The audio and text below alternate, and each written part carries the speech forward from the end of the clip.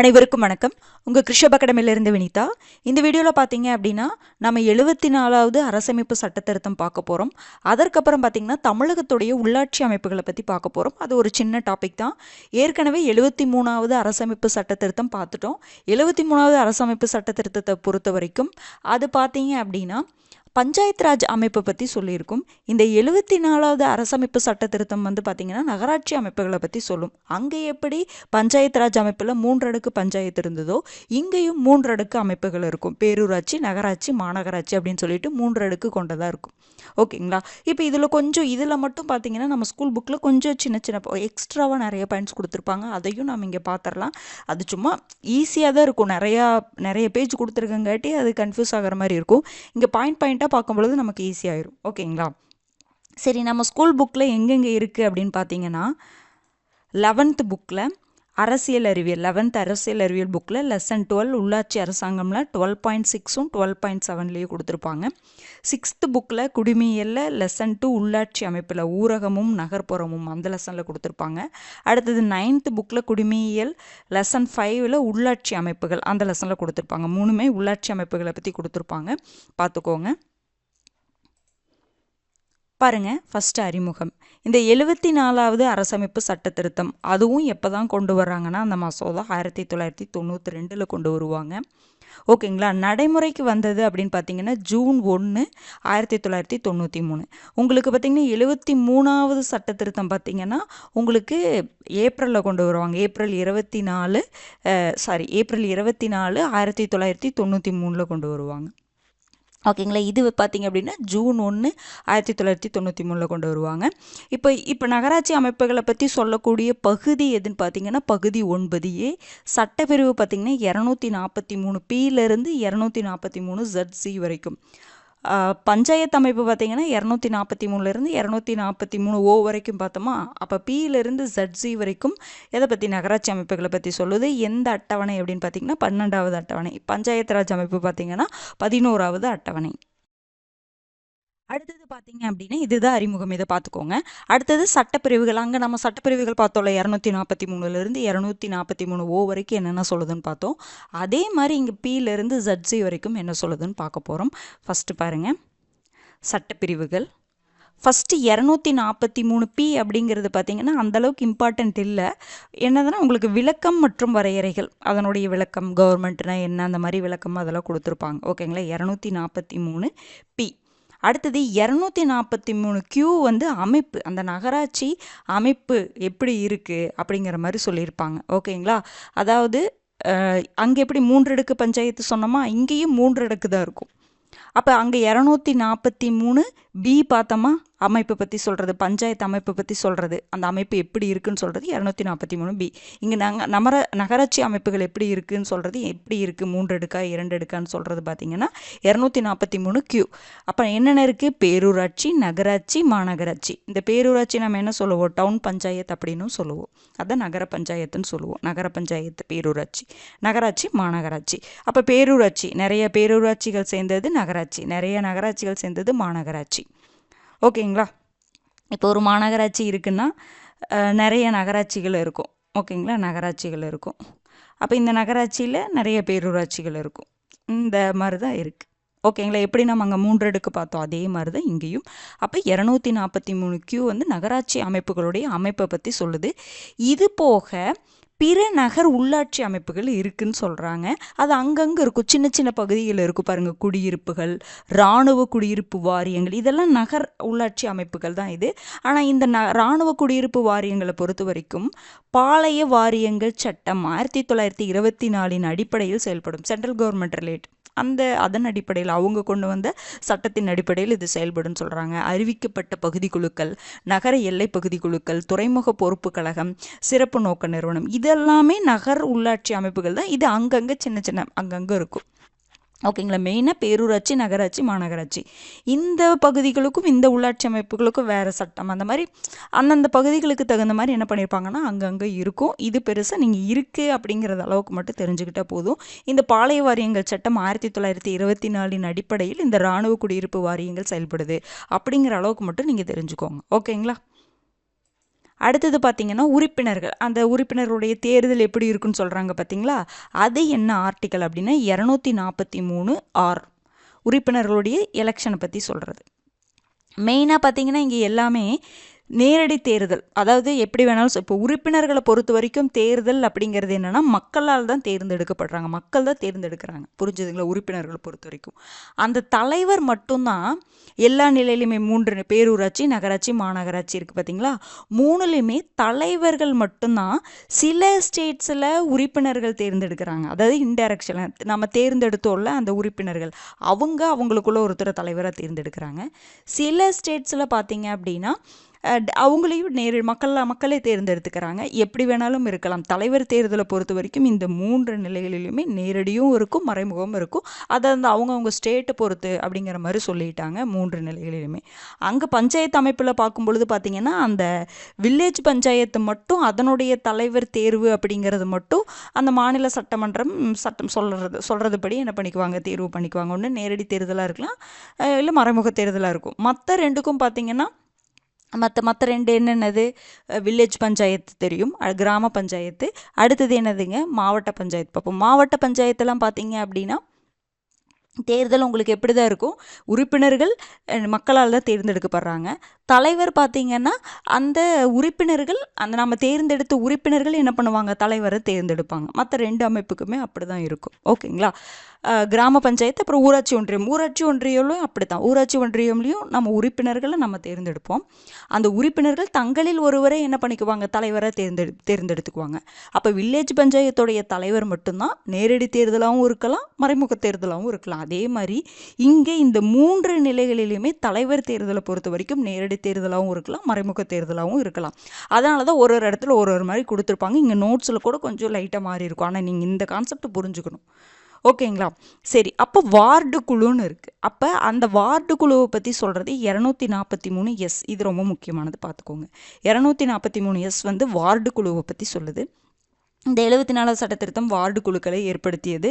இது எப்படின்னா வார்டு குழுனா 1 அல்லது 1க்கு மேற்பட்ட வார்டுகளுக்கு அவை பொறுப்பாக இருக்கும். அப்போ அந்த ஒரு பேரூராட்சின்னு இருக்குன்னா அந்த வார்டுகளாக பிரிப்பாங்கல்ல, அப்போ 1 அல்லது 2, 3 வார்டுகள் சேர்ந்து ஒரு வார்டு குழு இருக்கும். அந்த வார்டு குழு இந்த 2, 3 வார்டையும் பார்த்துக்கும் அப்படிங்கிற மாதிரி சொல்கிறாங்க. இதன் தலைவர், அப்போ இந்த வார்டு குழுக்கு வார்டில் இருக்கிற தலைவர், வார்டுக்கு ஒரு தலைவர் இருப்பாங்க, கவுன்சிலர் இருக்காங்க, ஓகே தான். வார்டு குழு இருக்குல்ல, அந்த வார்டு குழுக்கு ஒரு தலைவர் இருப்பாங்க, அவங்களுடைய பதவிக்காலம் ஓராண்டு. அவர் மீண்டும் என்ன பண்ணலாம், தலைவர் தேர்தலில் போட்டியிடலாம். வார்டு குழுவான்னு நல்லா பார்த்து வச்சுக்கோங்க. வார்டு குழு இருக்குது, 2-3 வார்டுகள் 2-3 வார்டுகளுக்கு பொறுப்பாக ஒரு வார்டு குழு இருக்கும். அந்த வார்டு குழுக்கு தலைவர் வந்து ஓராண்டுக்கு தேர்ந்தெடுக்கிறாங்க. அவர் மீண்டும் தலைவர் தேர்தலில் போட்டியிடலாம். இதெல்லாம் முக்கியமான பாயிண்ட்ஸ் பார்த்துக்கோங்க. 243 அடுத்தது இடஒதுக்கீடு. எப்படி வில்லேஜ் பஞ்சாயத்தில் இடஒதுக்கீடு ரொம்ப முக்கியமோ அதே மாதிரி இங்கேயும் இடஒதுக்கீடு முக்கியம். இது ஈஸியாக ஞாபகம் வச்சுக்கோங்க. வில்லேஜ் பஞ்சாயத்தை பொறுத்த வரைக்கும் இடஒதுக்கீடு பற்றி சொல்கிறது 243D. இது 243T. பாருங்கள், டிடி. ஓகேங்களா, ஞாபகம் வச்சுக்கோங்க, ஈஸியாக இருக்கும். இங்கே எப்படி வில்லேஜ் பஞ்சாயத்தில் எப்படி பட்டியலினத்தவர், பழங்குடியினருக்கு மக்கள் தொகையின் அடிப்படையில் இடஒதுக்கீடு இருந்துச்சா, அதுவும் இருக்குது. அதே மாதிரி பெண்களுக்கு 3ல் 1 பங்கு இடஒதுக்கீடு, 33% இடஒதுக்கீடு இங்கேயும் இருக்குது. அப்போ தமிழ்நாட்டில் உங்களுக்கு என்னது, நான் சொன்ன மாதிரி தான் 50% உள்ளாட்சி அமைப்புகளை பொறுத்த வரைக்கும் நம்ம தமிழ்நாட்டில் வில்லேஜ் பஞ்சாயத்தும் சரி, இல்லை பஞ்சாயத்தும் சரி, பஞ்சாயத்து அமைப்புலேயும் சரி, நகராட்சி அமைப்புலேயும் சரி, நமக்கு 50% இடஒதுக்கீடு தமிழ்நாட்டை பொறுத்த அளவுக்கு இருக்குது. ஓகேங்களா. ஏன்னா இது வந்து ஒவ்வொரு மாநிலங்கள் முடிவு பண்ணிக்கிறதா, அதனால தான் இது சேஞ்ச் ஆகும். ஆனால் பொதுவாக கொடுத்துருக்கிறது 33% கொடுக்கணும் கண்டிப்பாக அப்படின்னு சொல்கிறாங்க. நம்ம எக்ஸ்டெண்ட் பண்ணிக்கலாம். ஓகேங்களா. அப்போ என்னது, இந்த சட்டப்பிரிவு ரொம்ப முக்கியமானது, பார்த்துக்கோங்க. பொதுவாக 2 அமைப்புக்குமே உங்களுக்கு என்ன இருக்குது, பட்டியலினத்தவர், பழங்குடியினர், பெண்களுக்கு இடஒதுக்கீடு இருக்குது. பெண்களுக்கு 3ல் 1 பங்கு இடஒதுக்கீடு இருக்குது கண்டிப்பாக. ஓகேங்களா. அடுத்தது பதவிக்காலம். இந்த உறுப்பினர்களுடைய பதவிக்காலம் என்ன அப்படின்னு பார்த்தீங்கன்னா பொதுவாக எப்போவுமே 5 ஆண்டுகள் தான். அதை பற்றி சொல்லக்கூடிய ஆர்டிக்கல் 243U. கலைக்கப்பட்டால் 6 மாதத்துக்குள்ளே என்ன பண்ணணும் அப்படின்னா தேர்தல் நடத்தணும். இதெல்லாம் ரொம்ப முக்கியமான ஃபேக்ட் பார்த்துக்கோங்க. அங்கேயும் இப்படி தான். அடுத்தது உறுப்பினருடைய தகுதி அப்படிங்கிறது தகுதி இழப்புன்னு கொடுத்துருப்பாங்க. அவங்கள எந்தெந்த காரணத்தில் முன்னிட்டுலாம் தகுதி இழப்பு பண்ணலாம் அப்படிங்கிற மாதிரி கொடுத்துருப்பாங்க. ஓகேங்களா? அப்போ சட்டப்பிரிவு 243V இது சொல்லும், மாநில சட்டசபைக்கு தேர்ந்தெடுக்கப்படுவதற்கான அதே தகுதிகளை அவர் பெற்றிருந்தால் போதுமானது. வயது மட்டும் 21. மாநில சட்டமன்ற இதுக்கு 25 வயதா, இவங்களுக்கு 21 இருந்தாவே இவங்க என்ன பண்ணலாம், இந்த உள்ளாட்சி அமைப்பு தேர்தலில் நிற்கலாம் அப்படிங்கிற மாதிரி நம்ம அதில் பார்த்தோம்ல. அதே மாதிரி தான் இங்கே இந்த சட்டப்பிரிவு மட்டும் வேறையாக இருக்கும். ஓகேங்களா? அடுத்தது பாருங்கள், முக்கியமானது. அப்போ இந்த நகராட்சி அமைப்புகளுடைய அதிகாரங்கள் மற்றும் பொறுப்புகளை பற்றி எந்த ஆர்டிக்கல் சொல்லியிருக்குன்னா 243W. அங்கே பஞ்சாயத்து ராஜுடைய அதிகாரங்களை பற்றி சொல்லக்கூடிய ஆர்டிக்கல் 243G. ரொம்ப ரொம்ப முக்கியமானதை நான் சொன்னேன்னா இது ரெண்டையும் நீங்கள் ஞாபகம் வச்சுக்கணும். 243W, 243G. இது பஞ்சாயத்து அமைப்பை பற்றி சொல்லக்கூடிய அதிகாரங்கள். இது நகராட்சி அமைப்புடைய அதிகாரங்களை பற்றி சொல்லுது. அங்கே எத்தனை பணிகள் சொல்லியிருப்பாங்க, அதாவது பஞ்சாயத்து அமைப்பில் 29 பணிகள், இங்கே 18 பணிகள். நம்ம ஸ்கூல் புக்கில் கூட அந்த 18 பணிகளை போட்டிருப்பாங்க. நீங்கள் அதை சும்மா லைட்டாக ரீட் பண்ணிக்கோங்க, போதுமானது. ஓகேங்களா? அடுத்தது பாருங்கள், வரி விதிக்கக்கூடிய அதிகாரத்தை பற்றி சொல்கிறது 243X. அடுத்தது மாநில நிதிக்குழு. அப்போ அங்கே ஒரு மாநில நிதிக்குழு இருக்கும், இங்கே ஒரு மாநில நிதிக்குழு இருக்கும்னு நினச்சிக்காதீங்க. ஒரே மாநில நிதிக்குழு தான். அந்த வில்லேஜ் பஞ்சாயத்து பஞ்சாயத்து அமைப்பை பற்றி தொடர்பாக ஆய்வு, அந்த நிதி சம்பந்தமாக ஆய்வு பண்ணுறதுக்கு 243I அதை பற்றி அங்கே சொல்லியிருக்கோம். இங்கே என்னது 243I, இது ஒய் அப்படின்னு வச்சுக்கோங்க. ரெண்டுமே ஐ அப்படின்னு முடியுது பாருங்கள், IY. இது மாநில நிதி ஆணையம், இதுவும் மாநில நிதிக்குழு பற்றி தான் சொல்லுது. இந்த மாநில நிதிக்குழுவுடைய பங்கு எங்கே, பஞ்சாயத்து ராஜில். இது மாநில நிதிக்குழுவுடைய பங்கு எங்கே, நகராட்சி அமைப்புகளில். நீங்கள் உடனே மாநில நிதிக்குழு இதுக்கு தனியாக ஒரு மாநில நிதிக்குழு இருக்கும், இதுக்கு தனியாக மாநில நிதிக்குழு இருக்கும் அப்படின்னு நீங்கள் நினச்சிக்க வேண்டாம். ஓகேங்களா? இந்த பங்கு, மாநில நிதிக்குழுடைய பங்கு இங்கே என்ன இருக்குது அப்படின்னு சொல்லியிருப்பாங்க. ஓகேங்களா? அடுத்தது தணிக்கை. அப்போ சரி, ஒருவேளை மாநில நிதிக்குழு பற்றி என்ன ஆர்டிக்கல்னு கேட்டாங்கன்னா 2ல் ஏதோ ஒன்று தான் கொடுத்துருப்பாங்க, நீங்கள் மார்க் பண்ணிக்கலாம். அடுத்தது தணிக்கை, இந்த கணக்கு வழக்கெல்லாம் தணிக்கை பண்ணங்க சொல்லக்கூடிய ஆர்டிக்கல் 243Z. அடுத்தது தேர்தலை பற்றி சொல்கிறது. எப்படி அங்கேயும் உங்களுக்கு தேர்தல் ஆணையம் இருந்திருக்கும், இங்கேயும் தேர்தல் ஆணையம் இருந்திருக்கும். நீங்கள் உடனே என்ன பண்ணக்கூடாது, 2 இடத்துல தேர்தல் ஆணையம் இருக்குமான்னு கேட்டால் ஒரே தேர்தல் ஆணையம் தான். அப்போ தேர்தல் ஆணையத்துடைய பங்கை பற்றி சொல்கிறது இங்கே. அதாவது என்ன, நகராட்சி அமைப்பில் தேர்தல் ஆணையத்துடைய, மாநில தேர்தல் ஆணையத்துடைய பங்கை பற்றி சொல்கிறது 243ZA. தேர்தல் தொடர்பான சட்டம் இயற்றக்கூடிய அதிகாரம் யாருக்கு இருக்கும், மாநில சட்டமன்றத்திற்கு இருக்குது. ரெண்டு பஞ்சாயத்து அமைப்பு தேர்தலையும் சரி, பஞ்சாயத்து ராஜ் அமைப்பு தேர்தலையும் சரி, நகராட்சி அமைப்பு தேர்தலையும் சரி, 2 அமைப்புகள்லையுமே தேர்தல் தொடர்பான சட்டம் இயற்றக்கூடிய அதிகாரம் மாநில சட்டமன்றத்திற்கு இருக்குது. மாநில தேர்தல் ஆணையம் தான் தேர்தலை நடத்தும். ஓகேங்களா? அப்போ தேர்தல் தொடர்பாக ஏதாவது சட்டம் இயற்றோன்னா அதற்கான அதிகாரம் யாருக்கிட்ட இருக்குது, மாநில சட்டமன்றங்களுக்கு இருக்குது. எது, உள்ளாட்சி தேர்தல். ரெண்டுக்குமே, உள்ளாட்சினா பஞ்சாயத்து அமைப்பையும் சொல்லுவோம், நகராட்சி அமைப்பையும் சொல்லுவோம். ஓகேங்களா? அடுத்தது இந்த நகராட்சி அமைப்பு பொருந்தாத ஆட்சி பகுதிகள், எந்தெந்த ஆட்சி பகுதிகளுக்கெல்லாம் பொருந்தாது அப்படின்னு சொல்லக்கூடிய ஆர்டிக்கல் 243ZC. மாவட்ட திட்டக்குழு, இது ரொம்ப முக்கியமான ஆர்டிக்கல். டிஸ்ட்ரிக்ட் பிளானிங் கமிட்டின்னு சொல்லுவோம். இதை பற்றி சொல்லக்கூடியது 243ZD. அப்போ 243D அப்படிங்கிறது இடஒதுக்கீடு பஞ்சாயத்து ராஜ் அமைப்பில். 243T அப்படிங்கிறது உங்களுக்கு நகராட்சி அமைப்புடைய இடஒதுக்கீடு. 243ZD அப்படிங்கிறது மாவட்ட திட்டக்குழுவை பற்றி சொல்லுது. இதில் உறுப்பினர்கள் யார் யார் இருப்பாங்க அப்படின்னா, மாவட்ட ஊராட்சி குழுவுடைய உறுப்பினர் இருப்பார். மாவட்ட ஊராட்சி குழு இருக்கும், அந்த குழுவுடைய உறுப்பினர் இருப்பாங்க. மாவட்டத்தில் உள்ள சட்டமன்ற உறுப்பினர் இருப்பாங்க. அந்த மாவட்டத்தில் எத்தனை சட்டமன்ற தொகுதிகள் இருக்குதோ அந்த சட்டமன்றத்தில் இருக்கக்கூடிய உறுப்பினர்கள் இருப்பாங்க. மாவட்டத்தில் உள்ள நாடாளுமன்ற உறுப்பினர்கள், மக்களவை இருக்குல்ல, அந்த தொகுதிகள் இருக்குல்ல, அந்த தொகுதியுடைய உறுப்பினர்கள் இருப்பாங்க. மாவட்டத்தில் எத்தனை தொகுதிகள், மக்களவை தொகுதிகள் இருக்கோ, மாநில சட்டமன்ற தொகுதிகள் இருக்கோ, அந்த தொகுதியுடைய உறுப்பினர்கள்லாம் இருப்பாங்க அப்படின்னு சொல்கிறாங்க. ஓகேங்களா? இது ரொம்ப முக்கியமானது, பார்த்து வச்சுக்கோங்க. 243ZD இது மாவட்ட திட்டக்குழு.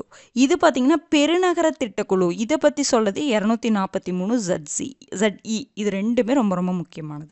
இந்த அளவுக்கு இது தெரிஞ்சுக்கிட போகுது, 243ZE. இதுக்கப்புறம் நீங்கள் நியூஸில், இப்போ நீங்கள் லோக்கல் நியூஸ்லாம் பார்க்கும் பொழுது உள்ளாட்சி பற்றி உங்கள் ஏரியா சம்மந்தமாக அந்த இதை பற்றி கொடுத்துருப்பாங்க. அதை கொஞ்சம் நீங்கள் நல்லா பார்த்துக்கோங்க. அந்த கூட்டம்லாம் நடக்கும், நகர்மன்ற கூட்டம், மாநகராட்சி கூட்டம் நடக்கும், கிராம சபை கூட்டம் நடந்துச்சு அப்படிங்கிற மாதிரி கொடுத்துருப்பாங்க. அந்தந்த ஏரியாவுடைய நியூஸ் பேப்பரில் அதை பற்றி கொடுத்துருப்பாங்க நல்லாவே. அப்போ அதுக்கு கொஞ்சம் இம்பார்ட்டன்ஸ் கொடுத்து பார்த்தீங்கன்னா அதை நீங்கள் ப்ராக்டிக்கலாக அதை பார்க்கும்பொழுது உங்களுக்கு ஈஸியாக புரியும், இன்னும் என்னென்னலாம் இருக்குது அப்படிங்கிறது நல்லா புரியும். இது நம்ம மேலோட்டமாக தான் படிக்கிற மாதிரி இருக்கும். நீங்கள் அந்த நியூஸ் பேப்பரில் லோக்கல் நியூஸில் இது சம்மந்தமாக வரும் பொழுது நீங்கள் கொஞ்சம் நல்லா பார்த்துக்கணும். இந்த அமைப்புகள் ரிலேட்டடாக எந்த நியூஸ் வந்தாலும் ஒரு டைம் பாருங்கள். பார்த்தீங்கன்னா உங்களுக்கு நல்லா ஒரு புரிதல் ஏற்படும். ஓகேங்களா? பெருநகர திட்டக்குழுவை பற்றி சொல்லக்கூடிய ஆர்டிக்கல் 243 ZE. அடுத்தது அங்கே நடைமுறையில் உள்ள சட்டங்களின் தொடர்ச்சி பார்த்தோமா, அதே மாதிரி இங்கே சட்டப்பிரிவு 243 ZF சொல்லுது இந்த அமைப்புடைய சம்மந்தமாக. அதே மாதிரி இந்த தேர்தல், இந்த நகராட்சி அமைப்புகளுடைய தேர்தல்களில் நீதிமன்றம் தலையிடக்கூடாது அப்படின்னு சொல்லக்கூடிய ஆர்டிக்கல் 243 ZC. அதே மாதிரி 243 என்ன சொல்லும், பஞ்சாயத்து ராஜ் அமைப்புகளுடைய அந்த தேர்தலில் நீதிமன்றங்கள் தலையிடக்கூடாது அப்படின்னு சொல்கிறது 243 இது நகராட்சி அமைப்பு தேர்தல்களில் அது தொடர்பான அந்த தேர்தல்கள் தொடர்பான அந்த பிரச்சனைகளில் நீதிமன்றம் தலையிடக்கூடாது அப்படின்னு சொல்லக்கூடியது சட்டப்பிரிவு 243 ZC. அப்போ 243 ZC ரொம்ப முக்கியமானது. ஓகேங்களா? முக்கியமானதுன்னு சொல்லும் போதில் அது அப்போவே படிச்சிடணும்.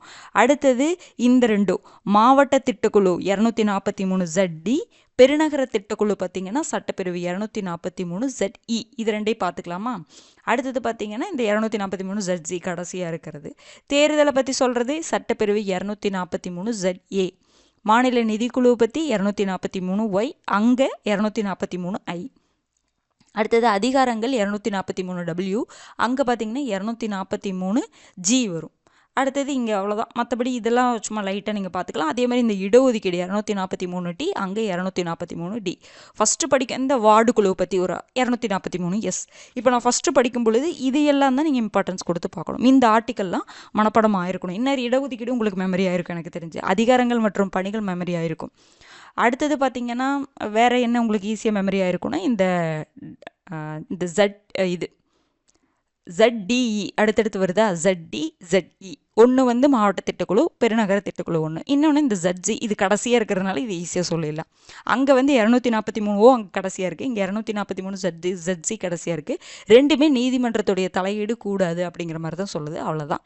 இனி என்ன படிக்க போகிறீங்க, வார்டு குழுவை பற்றி 243S. அவ்வளோதான். இப்போவே உங்களுக்கு மெமரி ஆகிருக்கும். ஓகேங்களா?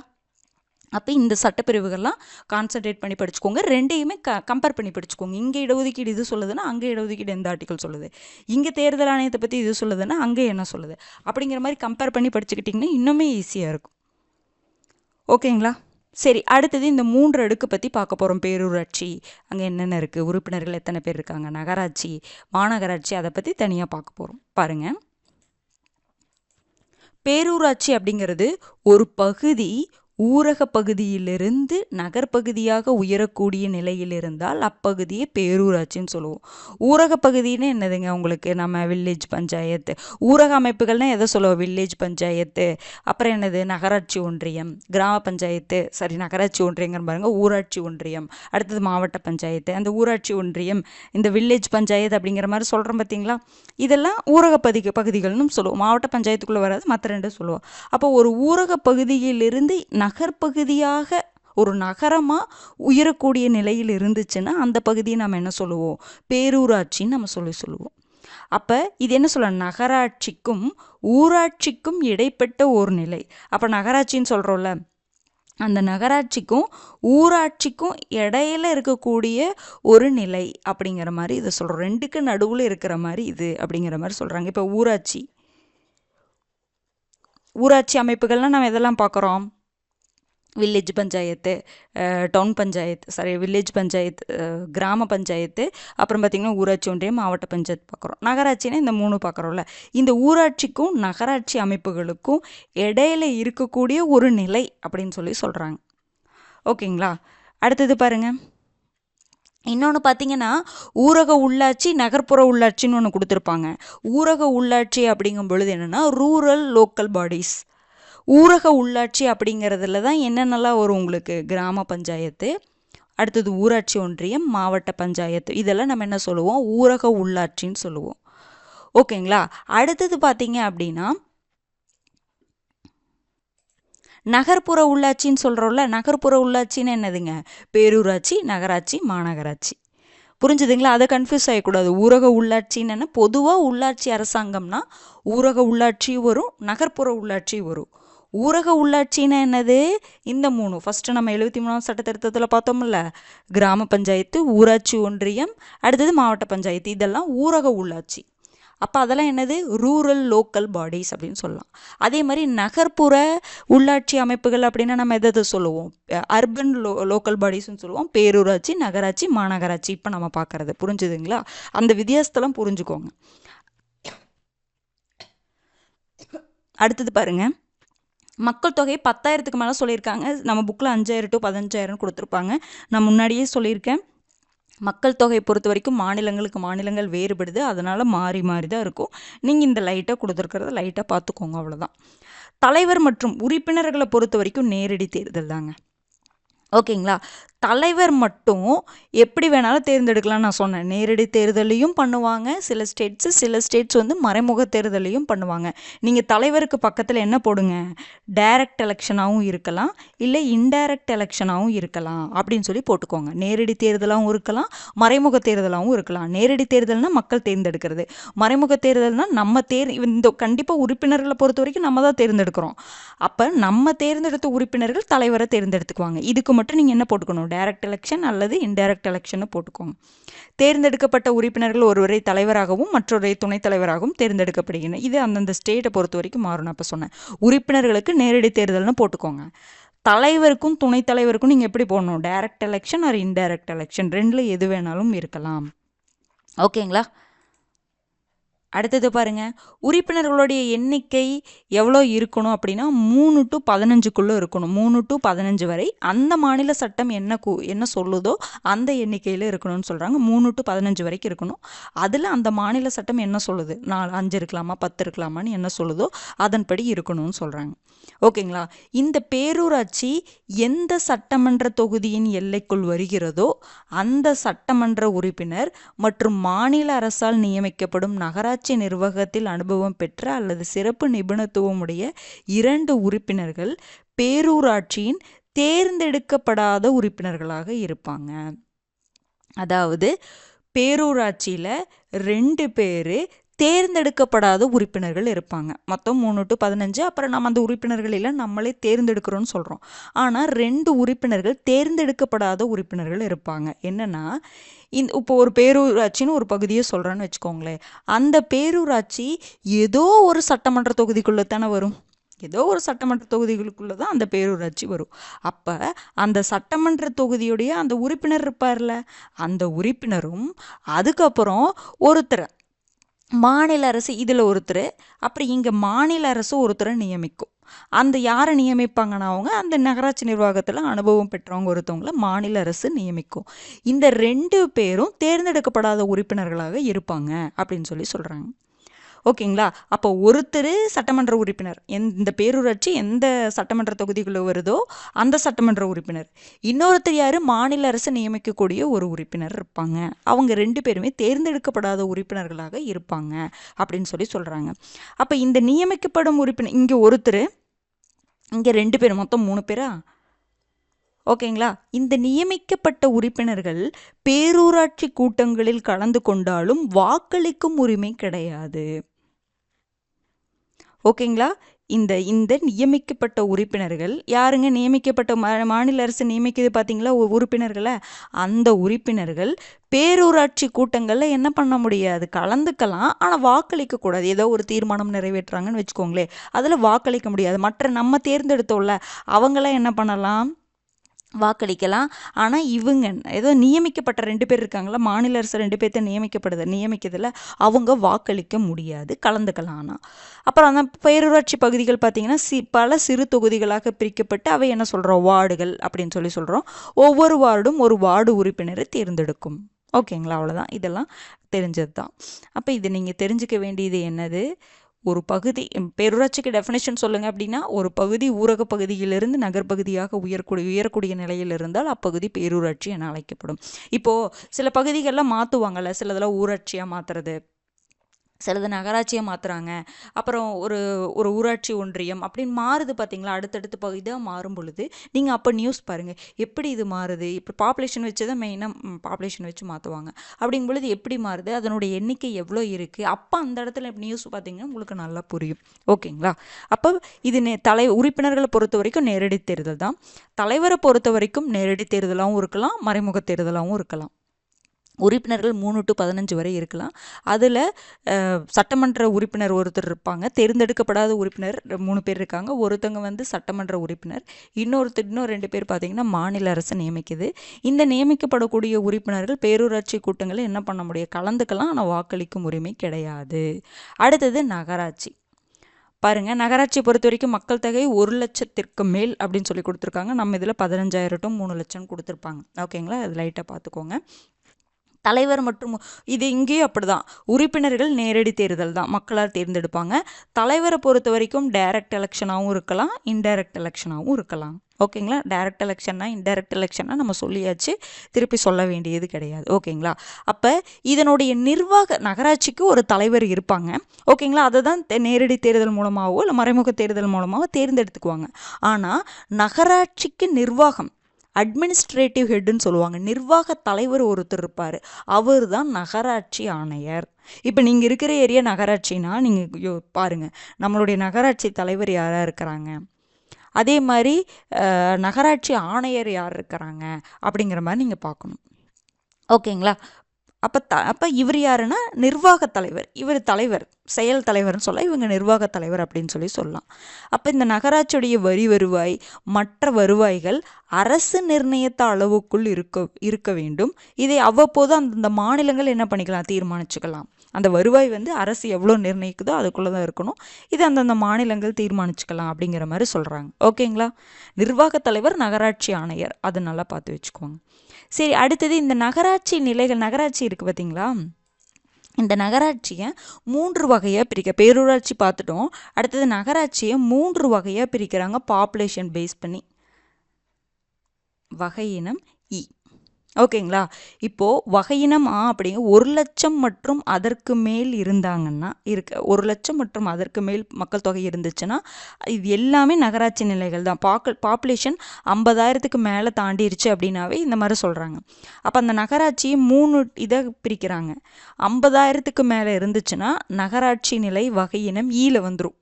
50,000 to 1 லட்சம் வரைக்கும் பாப்புலேஷன் இருந்துச்சுன்னா அது வகையினம் ஆள வந்துடும். 1 லட்சம் மற்றும் அதற்கு மேலே இருந்துச்சுன்னா வகையினம் ஆள இருக்கும். அப்போது இந்த வகையினம் ஆள அந்த நகராட்சியுடைய உறுப்பினர்களுடைய எண்ணிக்கை மாறுது பார்த்தீங்களா. 20 to 50 வருது, இங்கே 15 to 30 உறுப்பினர்கள் இருக்காங்க, இங்கே 10 to 15 உறுப்பினர்கள் இருக்காங்க. இது ஓரளவுக்கு லைட்டாக பார்த்துக்கோங்க. ஓகேங்களா. இந்த 3 நிலைகள் இருக்குது. வகையினம் ஆனா பாப்புலேஷன் எவ்வளோ, வகையினம் ஆனா பாப்புலேஷன் என்ன, வகையினம் ஈனா என்ன.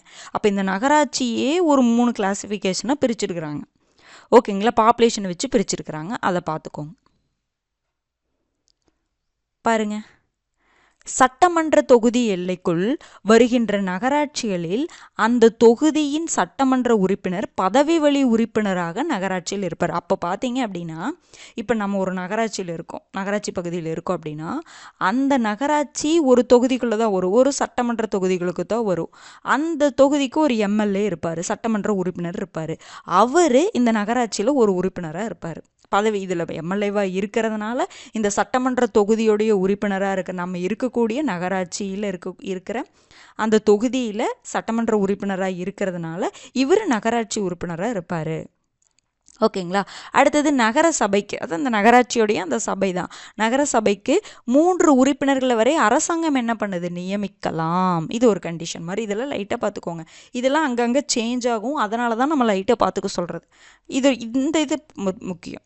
அடுத்து பாருங்கள், தலைவர் மற்றும் துணைத் தலைவர் தேர்தலில் நியமிக்கப்பட்ட உறுப்பினர்கள் பங்கு பெற்று வாக்களிக்க முடியாது. எங்கேயுமே பார்த்தீங்கன்னா, அங்கேயும் சரி, பேரூராட்சியிலையும் சரி, இங்கேயும் சரி, நியமிக்கப்பட்ட மாநில அரசாங்கம் பார்த்தீங்கன்னா 3 உறுப்பினர்களை நியமிக்கலாம்னு சொல்கிறாங்க. அந்த நியமிக்கப்பட்ட உறுப்பினர்கள் என்ன பண்ண மாட்டாங்க அப்படின்னா வாக்களிக்க முடியாது. தீர்மானம் நிறைவேற்றுறதுலையும் சரி, இந்த தலைவர் துணைத் தலைவர் தேர்தலையும் சரி வாக்களிக்க முடியாது. அதே மாதிரி நகராட்சி உறுப்பினர்கள் மக்களால் ரகசிய வாக்கெடுப்பு முறை மூலம் தேர்ந்தெடுக்கப்படுகின்றனர். வெளிப்படை வாக்கு கிடையாது, ரகசிய வாக்கெடுப்பு மூலம் என்ன பண்ணுறாங்க அப்படின்னா தேர்ந்தெடுக்கிறாங்க. ஓகேங்களா? அப்போ உறுப்பினர்களை பொறுத்த வரைக்கும் மக்கள் தான் தேர்ந்தெடுக்கிறாங்க. ஒட்டுமொத்த நகராட்சி பகுதியும் எத்தனை உறுப்பினர்கள் தேர்ந்தெடுக்கப்பட வேண்டுமோ அத்தனை வார்டுகளாக என்ன பண்ணியிருக்கும் அப்படின்னா பிரிக்கப்பட்டிருக்கும். வார்டாக பிரிக்கப்பட்டிருக்கும். எத்தனை உறுப்பினர்கள் தேர்ந்தெடுக்கணும்? ஒரு 10 பேர் தேர்ந்தெடுக்கணும்னு வச்சுக்கோங்களேன் உறுப்பினராக. அப்போ 10 வார்டாக பிரிஞ்சிருக்கும் அந்த பகுதி. அதை தான் சொல்கிறாங்க. ஓகேங்களா? இப்போ ஒரு 15 பேர் தேர்ந்தெடுக்கணும், 15 உறுப்பினர்களை தேர்ந்தெடுக்கணும் அப்படின்னா 15 வார்டாக அந்த நகராட்சி என்ன பண்ணியிருப்பாங்க, பிரிச்சிருப்பாங்க அப்படின்னு சொல்கிறாங்க. ஓகேங்களா? அடுத்தது பாருங்க. இதெல்லாம் நீங்கள் ஒரு டைம் ரீட் பண்ணால் போதுமானது தான். அடுத்தது பாருங்க, சட்டமன்ற தொகுதியின் வாக்காளர் பட்டியலில் நகராட்சி எல்லைக்குள் உள்ளவர்களை பொதுவாக நகராட்சியின் வாக்காளர்களாக எடுத்துக்கொள்ளப்படுவார். யார் நகராட்சியின் வாக்காளராக இருப்பாங்க? அந்த நகராட்சியில் யார் அந்த நகராட்சியுடைய வாக்காளர் பட்டியலில் இருக்காங்களோ அவங்க என்ன பண்ணிக்குவாங்கன்னா அவங்க தான் வாக்காளராக இருப்பாங்கன்னு சொல்கிறாங்க. தேர்தலில் போட்டியிடக்கூடிய வேட்பாளர்களுக்கு சின்னங்கள் ஒதுக்குறாங்க. இதெல்லாம் லைட்டாக தெரிஞ்சுக்கோங்க. அங்கீகரிக்கப்பட்ட அரசியல் கட்சிகளின் சின்னங்கள் வேட்பாளருக்கு வழங்கப்படுதுன்னு சொல்கிறாங்க. தேர்தல் முடிவுகள் வெளியான 14 நாட்களுக்குள்ள துணை ஆணையர், இங்கே துணை ஆணையர் இருப்பாங்க. துணை ஆணையர் என்ன பண்ணணும் அப்படின்னா தேர்ந்தெடுக்கப்பட்ட உறுப்பினர்களை கூட்டத்தை கூட்டி அவர்களுக்கு பதவி பிரமாணம் செய்து வைத்து தலைவர் மற்றும் துணைத் தலைவரை தேர்ந்தெடுக்க வகை செய்ய வேண்டும். அப்போ தேர்தல் முடிவு இப்போ உறுப்பினர்களை மட்டும் நான் சொன்னேன் சில ஸ்டேட்டில் பொறுத்த வரைக்கும் உறுப்பினர்கள் மட்டும்தான் மக்களால் தேர்ந்தெடுக்கப்படுறாங்க. தலைவர் துணைத் தலைவராக பார்த்தீங்கன்னா மறைமுக தேர்தல் தான் அப்படின்னு சொன்னோம். அப்போ ஃபஸ்ட்டு அவங்களுக்கு உறுப்பினர்கள் தேர்தல் நடக்குது. ரிசல்ட் 14 நாட்களுக்குள்ளே என்ன பண்ணணும் அப்படின்னா துணை ஆணையர், நகராட்சிக்கு ஒரு துணை ஆணையர் இருப்பார். அந்த துணை ஆணையர் என்ன பண்ணணும் அப்படின்னா நம்ம தேர்ந்தெடுத்தோம்ல அந்த உறுப்பினர்கள் எல்லாம் கூட்டி அவர்களுக்கு பதவி பிரமாணம் செய்து வைத்து, அப்போ என்ன பதவி பிரமாணம் செய்து வைத்தால் தான் அவங்க உறுப்பினர்களாக கன்சிடர் பண்ணுவாங்க. அப்படின்னா அந்த உறுப்பினர்கள் என்ன பண்ணுவாங்க, அப்போ தலைவர் துணைத் தலைவரை தேர்ந்தெடுக்கணும். அது 14 நாட்களுக்குள்ளே நடத்தணும் அப்படிங்கிற மாதிரி சொல்கிறாங்க. அவ்வளோதான். அடுத்தது பாருங்கள், மக்கள் தொகை ஒரு நிமிஷம் இருங்க. மக்கள் தொகை 3 லட்சத்திற்கு குறைவாக உள்ள நகராட்சிகளில் ஒன்றுக்கும் மேற்பட்ட வார்டுகளை இணைத்து வார்டு குழுக்கள் ஏற்படுத்தப்படும். அப்போ என்ன பண்ணுறாங்கன்னா வார்டு குழு நம்ம பார்த்தோம்ல 243 வார்டு குழுவை பற்றி சொல்கிறது. மக்கள் தொகை 3 லட்சத்திற்கு குறைவாக இருக்கக்கூடிய நகராட்சியில் ஒரு 2-3 வார்டு இல்லை 2 வார்டு 3 வார்டு அப்படி சேர்ந்து ஒன்றுக்கும் மேற்பட்ட வார்டுகளை இணைத்து என்ன பண்ணுறாங்க வார்டு குழுக்களை ஏற்படுத்துவாங்க. அந்தந்த வார்டு குழு தேர்ந்தெடுக்கப்பட்டவர்கள் வார்டு குழு உறுப்பினர்களாக இருப்பார்கள். அப்போ அந்தந்த வார்டில் யார் யார் தேர்ந்தெடுக்கப்பட்டவங்களோ ஒவ்வொரு வார்டையும் ஒரு உறுப்பினர் தேர்ந்தெடுக்கிறாங்கன்னா அந்த வார்டுடைய உறுப்பினர்கள் தான் அந்த வார்டுடைய தலைவராகட்டும் அவங்க தான் வார்டு குழு உறுப்பினராக இருப்பாங்க. இப்போ ஒரு 5 வார்டு இருக்குன்னு வச்சுக்கோங்களேன். 5 வார்டுக்கும் ஒரு வார்டு குழு அமைக்கிறாங்க, வார்டு கமிட்டி அமைக்கிறாங்கன்னு வச்சுக்கோங்களேன். இந்த வார்டு கமிட்டியில் யார் மெம்பராக இருப்பாங்க? இந்த 5 வார்டுலையும் தேர்ந்தெடுத்திருப்பாங்கள்ல, ஒருத்தர் மக்கள் தேர்ந்தெடுத்திருப்பாங்கள்ல தலைவராக. அப்போ இவங்க உறுப்பினராக இருப்பாங்க. ஓகேங்களா? இந்த உறுப்பினர் இங்கே வார்டில் தேர்ந்தெடுக்கப்பட்ட உறுப்பினர்கள் இந்த வார்டு கமிட்டியோடைய உறுப்பினராக இருப்பாங்க அப்படிங்கிற மாதிரி சொல்கிறாங்க. ஓகேங்களா? சரி, அதுக்கப்புறம் வார்டு குழுக்கள் தெரிஞ்சிருச்சுங்களா? வார்டு குழுக்கூடிய அந்த பாப்புலேஷன் என்னன்னு தெரிஞ்சு வச்சுக்கோங்க. அதாவது எவ்வளோ பாப்புலேஷன் இருந்தால் அங்கே வார்டு குழு 3 லட்சத்திற்கு குறைவாக இருக்கக்கூடிய நகராட்சியில் ஒன்றுக்கும் மேற்பட்ட வார்டுகளை இணைத்து என்ன பண்ணுறாங்க வார்டு குழுக்களை ஏற்படுத்துகிறாங்க. அதுக்கப்புறம் ஒவ்வொரு நகராட்சியிலையும் ஒரு நிலைக்குழுக்கள் ஸ்டாண்டிங் கமிட்டியை ஏற்படுத்துகிறாங்க. ஓகேங்களா? இந்த ஸ்டாண்டிங் கமிட்டியில் யார் யார் இருப்பாங்கன்னா நகராட்சியோடைய தலைவர் இருப்பார், துணைத் தலைவர் இருப்பார். மேலும் அந்த நகராட்சி வகையின நம்ம 3 வகைன்னு பார்த்தோம்ல. ஆவா இருந்துச்சுன்னா 4 உறுப்பினர்கள் இருப்பாங்க. வகையினம் ஆவா இருந்தால் 2 உறுப்பினர்களையும் நகராட்சி உறுப்பினர்கள் என்ன பண்ணிக்குவாங்க தங்களுக்குள் தேர்ந்தெடுத்துக்குவாங்க. ஓகேங்களா? தலைவர் துணைத் தலைவர் இருப்பாங்க. ஒருவேளை வகையினம் நகராட்சி நிலையில் அந்த நகராட்சி இருந்துச்சுன்னா 4 உறுப்பினர்களை நகராட்சி உறுப்பினர்கள் தேர்ந்தெடுப்பாங்க. ஆவா இருந்துச்சு அப்படின்னா 2 உறுப்பினர்கள் அந்த உறுப்பினர்களை தேர்ந்தெடுத்துக்குவாங்க இந்த நிலைக்குழுக்குள்ள.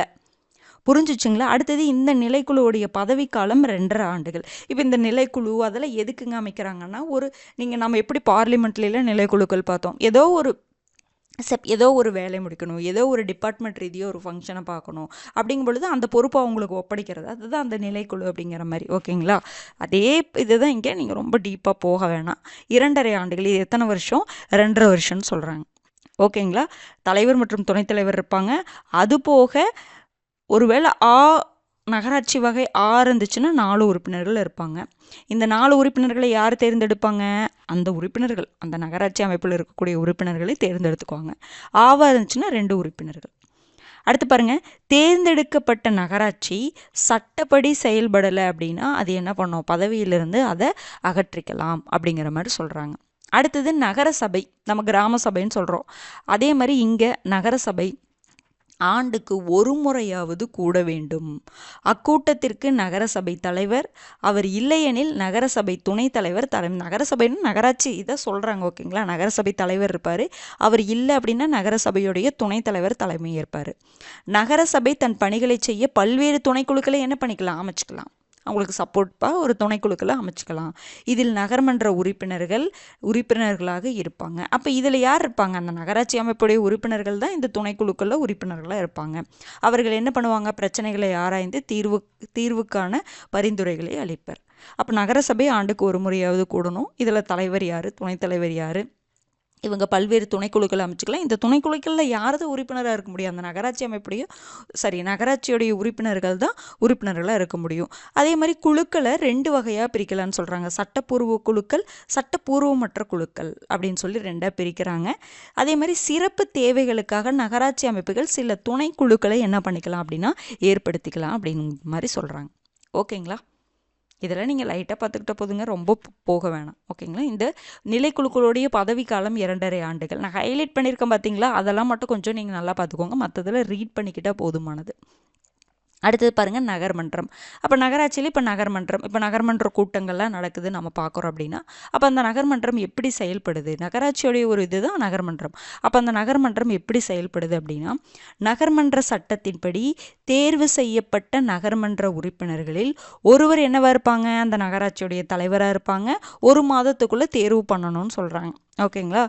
நகர்மன்ற சட்டத்தின்படி நம்ம என்ன பண்ணுறோம்? உறுப்பினர்களெல்லாம் நம்ம தேர்ந்தெடுக்கிறோமா? அந்த உறுப்பினர்களில் ஒருத்தர் நகர்மன்ற தலைவராக 1 மாதத்திற்குள் என்ன பண்ணுறாங்க அப்படின்னா தேர்வு பண்ணுறாங்க அப்படிங்கிற மாதிரி சொல்கிறாங்க. நகர்மன்ற தேர்தல் முடிந்தவுடன் அது உருவாக்கப்படுது இந்த நகர்மன்றம். இந்த நகராட்சி தேர்தல் முடிஞ்சோன்னே நகர்மன்றம் உருவாக்கப்படுகிறதுன்னு சொல்கிறாங்க. நகர்மன்ற தலைவருடைய பதவிக்காலம், நகராட்சி தலைவருடைய பதவிக்காலம் 5 ஆண்டுகள், ஓகேங்களா? முனிசிபல் கவுன்சில் அப்படின்னு சொல்லுவோம், ஓகேங்களா? அடுத்தது நகர்மன்றம் 1 அல்லது 2 துணைத் தலைவர்களை என்ன பண்ணிக்குது அப்படின்னா தேர்வு பண்ணுது தலைவரை. இந்தியாவில் பல்வேறு மாநிலங்களில் உள்ள நகரமன்ற தலைவர்கள் பயணப்படி மற்றும் மாத ஊதியம் பெறுகிறாங்க. ஓகே. அடுத்தது நகர்மன்ற கூட்டங்களை கூட்டுவதும் அதற்கு தலைமை வகிப்பதும் யார்? நகர்மன்ற தலைவர் தான், நகராட்சி தலைவர் தான். மேலும் தவறு செய்யும் நகர்மன்ற உறுப்பினர் மேல் ஒழுங்கு நடவடிக்கையும் அவர் தான் எடுக்கிறாரு. அந்த நகராட்சியுடைய நகர்மன்றம் அப்படிங்கிறது என்னதான்? அந்த முனிசிபாலிட்டின்னு நம்ம சொல்கிறோம், ஓகேங்களா? அந்த முனிசிபாலிட்டியோடைய ஒரு இதுதான் முனிசிபல் கவுன்சில்னு நம்ம சொல்லுவோம். அப்போ அந்த கவுன்சிலுடைய தலைவர் தான், நம்ம நகராட்சியுடைய தலைவர் தான் நம்ம என்ன சொல்கிறோம்? நகர்மன்ற தலைவர் நம்ம சொல்கிறோம். அதனுடைய அந்த நகராட்சியோடைய ஒரு அமைப்பு தான் நகர்மன்றம். அதனால் நகர்மன்ற தலைவர். அப்போ நகராட்சியுடைய தலைவரும் நகர்மன்ற தலைவரும் ஒன்று தான், ஓகேங்களா? கன்ஃபியூஸ் ஆகிக்காதீங்க. நகர்மன்றத்தின் முதன்மை பேச்சாளர் நகர்மன்ற தலைவர் தான், நகராட்சி தலைவர் தான். அடுத்தது அரசுடன் தகவல் தொடர்பும் மற்றும் அரசு விழாக்களில் பங்கு கொள்வதும் இவருடைய பணி தான். ஒவ்வொரு நகர்மன்றத்திற்கும் ஒரு நிர்வாக அலுவலர் இருப்பார். அது யாருங்க? நகராட்சி ஆணையர். ஒரு அட்மினிஸ்ட்ரேட்டிவ் ஹெட்டு நம்ம சொல்கிறோம்ல, நகராட்சி ஆணையர் இருப்பாங்க. அது யாரை நியமிப்பாங்க? மாநில நிர்வாகம் தான் நியமனம் பண்ணும். நகர்மன்ற அலுவலர்கள் அந்த நிர்வாக அலுவலரின் கீழ் பணிபுரியவர்களாக உள்ளார்கள். அப்போ ஒவ்வொரு நகர்மன்றத்திற்கும் ஒரு நிர்வாக அலுவலர் இருப்பாங்க, நகராட்சி ஆணையர். அவங்கள மாநில நிர்வாகம் தான் என்ன பண்ணுது? நியமனம் பண்ணுது, ஓகேங்களா? அடுத்தது நகர்மன்றத்தை ஆளுகின்ற அமைப்பு. அப்போ அந்த நகர்மன்றத்துக்கு ஒரு குழு இருக்கும். இந்த நகர்மன்ற குழு நகர நிர்வாகத்திற்கு பொறுப்பாக இருக்கும். அந்த நகர்மன்றத்திற்கு ஒரு குழு இருக்கும். அந்த குழுவில் அந்த நகராட்சி உறுப்பினர்கள் தான் இருப்பாங்க, ஓகேங்களா? அது நகர நிர்வாகத்திற்கு பொறுப்பாக இருக்கும். இதில் நீங்கள் ரொம்ப டீட்டெயிலாக போய் இந்த நகர்மன்ற குழு அதெல்லாம் ரொம்ப டீட்டெயிலாக பார்க்கக்கூடாது. ஃபேக்டாக தான், நிலைக்குழுக்களா, அதனுடைய பதவிக்காலம் என்ன, வார்டு குழுக்களா, எத்தனை உறுப்பினர்கள் இருக்கணும், நகராட்சி நிலைகள் 3 வகை இருக்கா, பாப்புலேஷன் என்ன, அந்த மாதிரி ஃபேக்டாக மட்டும்தான் படிக்கணும், ஓகேங்களா? அடுத்து பாருங்கள், மேலும் சட்டம் இயற்றுவது, நகர்மன்ற கூட்டத்தின் நேரம், கூட்டத்தை நடத்துவது போன்ற முடிவுகளை யார் தான்? அந்த நிர்வாக அலுவலர் தான் எடுக்கிறாரு. சட்டம் இயற்றுவது, நகர்மன்ற கூட்டத்திடுவது, இந்த நேரம், இதையெல்லாம் கூட்டத்தை கூட்டுவது, அதுக்கு தலைமை தாங்குவது நகர்மன்ற தலைவர்னு சொல்கிறோம். ஆனால் இதெல்லாம் இந்த நேரம், கூட்டத்தை நடத்துவது, இதெல்லாம் நிர்வாக அலுவலர். நகரமன்ற உறுப்பினர்கள் குடிமக்களின் குறைகளை கேட்டறிய வேண்டும். பொதுமக்களுடன் தொடர்பில் இருத்தல், நகராட்சி அலுவலர்கள் மீதான பொதுமக்களின் புகார்களை உரிய நிர்வாக தலைமையிடம் முறையிடல். இதெல்லாம் லைட்டாக ரீட் பண்ணுங்கள், நான் சொல்லவே ரீட் பண்ணிடுங்க. நகர்மன்ற கூட்டத்தொடரில் மக்களின் குறைகளை எடுத்துரைப்பது இவர்களுடைய பணி அப்படின்னு சொல்கிறாங்க. நகர்மன்றத்துடைய பணிகள் எங்கெங்க சொல்லியிருக்காங்க, நம்ம முன்னாடி எடுத்தோன்னே பார்த்தோம். 12வது அட்டவணையில் கொடுத்துருக்குறாங்க. அங்கே பஞ்சாயத்து அமைப்புகளை பொறுத்த வரைக்கும் 11வது அட்டவணை. இங்கே நகராட்சி அமைப்புடைய இது 12வது அட்டவணை. அப்போ நகர்மன்றத்தோடைய பொறுப்பு எங்கே தான் இருக்கும், இந்த 12வது அட்டவணையில் தான் இருக்குது. ஏன்னா இந்த நகர்மன்றம் எங்கே தான் இருக்குது, எதுக்குள்ளே இருக்குது, நகராட்சி அமைப்புகளில் ஒன்று தான் இந்த நகர்மன்றம். அப்போ நகர்மன்றத்துடைய பணிகள்லாம் 12வது அட்டவணையில் கொடுத்துருக்குறாங்க. அடுத்தது 74வது சட்டத்திருத்தம் என்ன சொல்லுது, ஒரு மாவட்டம் முழுமைக்கும் ஒரு வளர்ச்சி திட்ட வரைவை ஏற்படுத்தும் நோக்கில் மாவட்ட திட்டக்குழுவை அமைக்கணும்னு சொல்லுது. நம்ம மேலேயே பார்த்தோம். அப்போ மாவட்ட திட்டக்குழுவை அமைக்கணும்னு சொல்லுது. அப்போ இதன் மூலம் மாவட்டத்திற்கு திட்ட அறிக்கை இந்த திட்டக்குழு தான் தயாரிக்குது. உள்ளாட்சி மற்றும் நகராட்சியில் உருவாக்கப்படும் திட்டத்தினை ஒன்று சேர்ப்பது குழுவின் பணி. அப்போ உள்ளாட்சி, ஊரக உள்ளாட்சின்னு வச்சுக்கோங்க, ஊரக உள்ளாட்சி. அதே மாதிரி நகராட்சி அமைப்புகள், நகர்ப்புற உள்ளாட்சி. இது ரெண்டு என்னது, ஊரக உள்ளாட்சி என்னதுங்க வரும், 73வது சட்டத்திருத்தத்தில் பார்த்தோம்ல பஞ்சாயத்து ராஜ், அங்கேயும் இது நகராட்சி, நகர்ப்புற உள்ளாட்சின்னு பார்க்குறோம்ல எதுங்க, நகராட்சி அமைப்புகள் 74வது சட்டத்திருத்தம். இந்த ரெண்டு அமைப்பில் உருவாக்கக்கூடிய திட்டத்தினை ரெண்டையும் ஒன்று சேர்ப்பது குழுவின் பணி. மாவட்ட திட்டக்குழு இங்கே இருக்கிறனால நீங்கள் ஊரக உள்ளாட்சியோடைய இதெல்லாம் பண்ணாதா அப்படின்னு நீங்கள் எடுத்துக்கக்கூடாது. ஓகேங்களா, ரெண்டுக்கு மாவட்ட திட்டக்குழுவோடைய ஆர்டிக்கல் இங்கே கொடுத்துருக்குறாங்க ஒழிஞ்சு, ரெண்டுக்குமே ஊரக உள்ளாட்சி அமைப்பையும் சரி நகர்ப்புற உள்ளாட்சி அமைப்பு ரெண்டுடைய அதில் உருவாக்கப்படும் திட்டங்களை ஒன்று சேர்ப்பது தான் இந்த குழுவுடைய பணி அப்படின்னு சொல்கிறாங்க. அடுத்தது பாருங்கள், 1992ஆம் ஆண்டின் சட்டத்தின்படி மாவட்ட திட்டக்குழுவின் உறுப்பினர்களில் 5/4 பங்கிற்கு குறையாமல் இருத்தல் வேண்டும். இது என்னன்னா தேர்ந்தெடுக்கப்பட வேண்டும், குறையாமல் 4 அதாவது 5/4 பங்கு தேர்ந்தெடுக்கப்பட்ட உறுப்பினர்களாக இருப்பாங்க, 1/5 பங்கு நியமிக்கப்பட்ட உறுப்பினர்களாக இருப்பாங்க. அதாவது இது என்னன்னா நம்ம தமிழ்நாட்டுடைய சட்டம், ஒரு சட்டம்.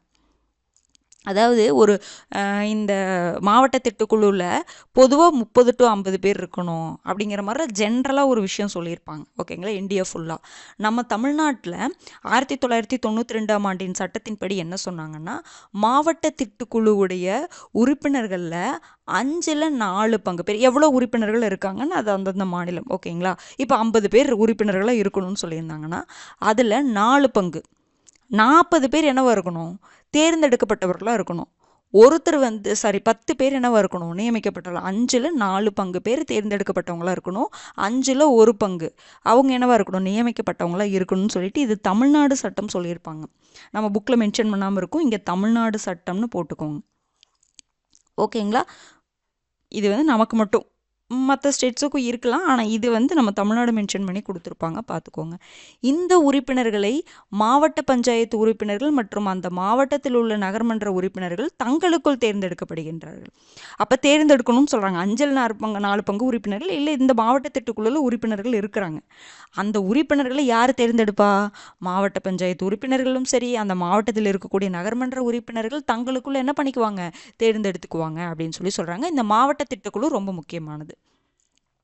சரி, அப்போ இந்த எண்ணிக்கை எப்படின்னா அந்த மாவட்டத்தின் நகர்ப்புற மக்கள் தொகை மற்றும் கிராமப்புற மக்கள் தொகையின் விகிதாச்சார அடிப்படையில் அமைந்திருக்கும். அப்போ இந்த எண்ணிக்கை தீர்மானிக்கிறோம்ல, 30 to 40 50 இருக்கலாம்னு ஜென்ரலாக சொல்லியிருப்பாங்க. ஓகேங்களா, அப்போ அந்த உறுப்பினர்கள் அந்த திட்டக்குழுவில் எவ்வளோ பேர் இருக்கணும் அப்படிங்கிறது தீர்மானிக்கிறது அந்த மாவட்டத்தின் நகர்ப்புற மக்கள் தொகை மற்றும் கிராமப்புற மக்கள் தொகையின் விகிதாச்சார அடிப்படையில் அமைஞ்சிருக்குன்னு சொல்கிறாங்க. ஓகேங்களா, அடுத்தது பாருங்கள், நகராட்சி அமைப்புகள் தனது பணிகளை மேற்கொள்வதற்கான செலவினங்களுக்கு வரி கட்டணம் மூலம் வருவாய் ஆதாரங்கள் வழங்கப்பட்டன. இது தெரியும், உள்ளாட்சி அமைப்புனாவே அவங்களுக்குடைய அந்த வருவாய் எல்லாமே என்னது, வரி மூலமாக வர்றது.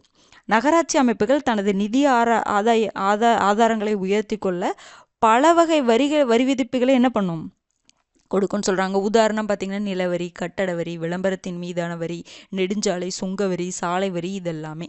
ஓகேங்களா,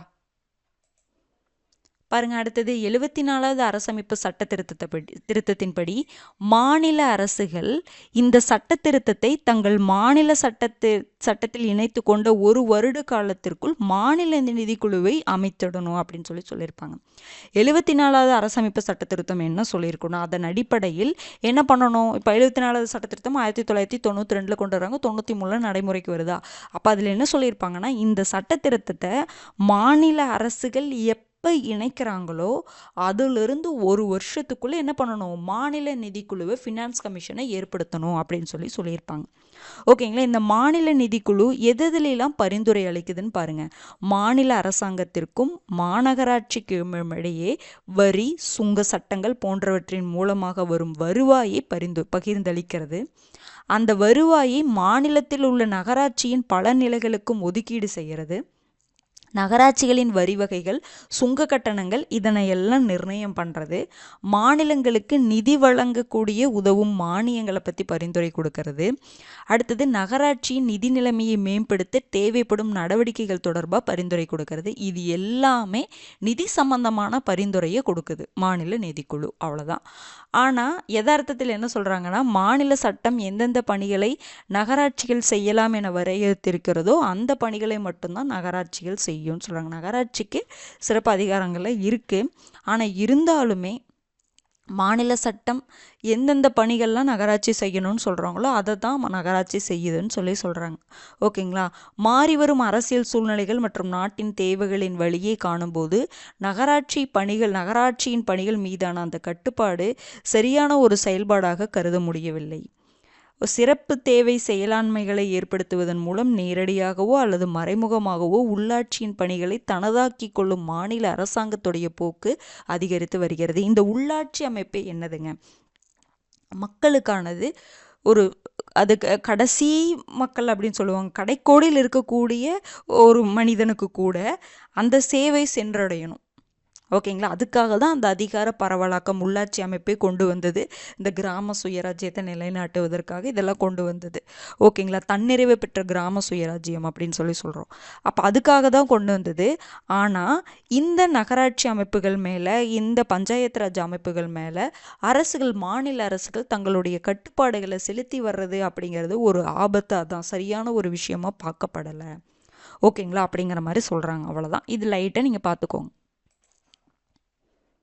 அவ்வளோதான். இப்போ நம்ம நகராட்சி பற்றி பார்த்தோமா? இதில் இவ்வளோ இருக்குது. எதெல்லாம் படிக்கிறது? இப்போ நான் சொல்கிறதெல்லாம் நீங்கள் கேட்டுட்டீங்கல்ல, அப்போ எதெல்லாம் படிக்கணும் அப்படின்னு நான் சொல்கிறேன், பார்த்துக்கோங்க. பாருங்கள், மக்கள் தொகை லைட்டாக பார்த்து வச்சுக்கோங்க. உறுப்பினர்களை பொறுத்த வரைக்கும் நேரடி தேர்தல், தலைவரை பொறுத்த வரைக்கும் நேரடி தேர்தல் இல்லைன்னா மறைமுக தேர்தல். நிர்வாக தலைவர் யார்? நகராட்சி ஆணையர். செயல் தலைவர் அப்படின்னு வரும்பொழுது நகராட்சி தலைவர் தான் இருப்பாங்க. அடுத்தது இந்த 3 நிலைகள், அந்த பாப்புலேஷன் பார்த்துக்கணும். ஒவ்வொன்றுக்கும் எவ்வளோ உறுப்பினர்கள் இருக்காங்க அப்படிங்கிறது பார்த்துக்கணும். இந்த 3 வகையினம்.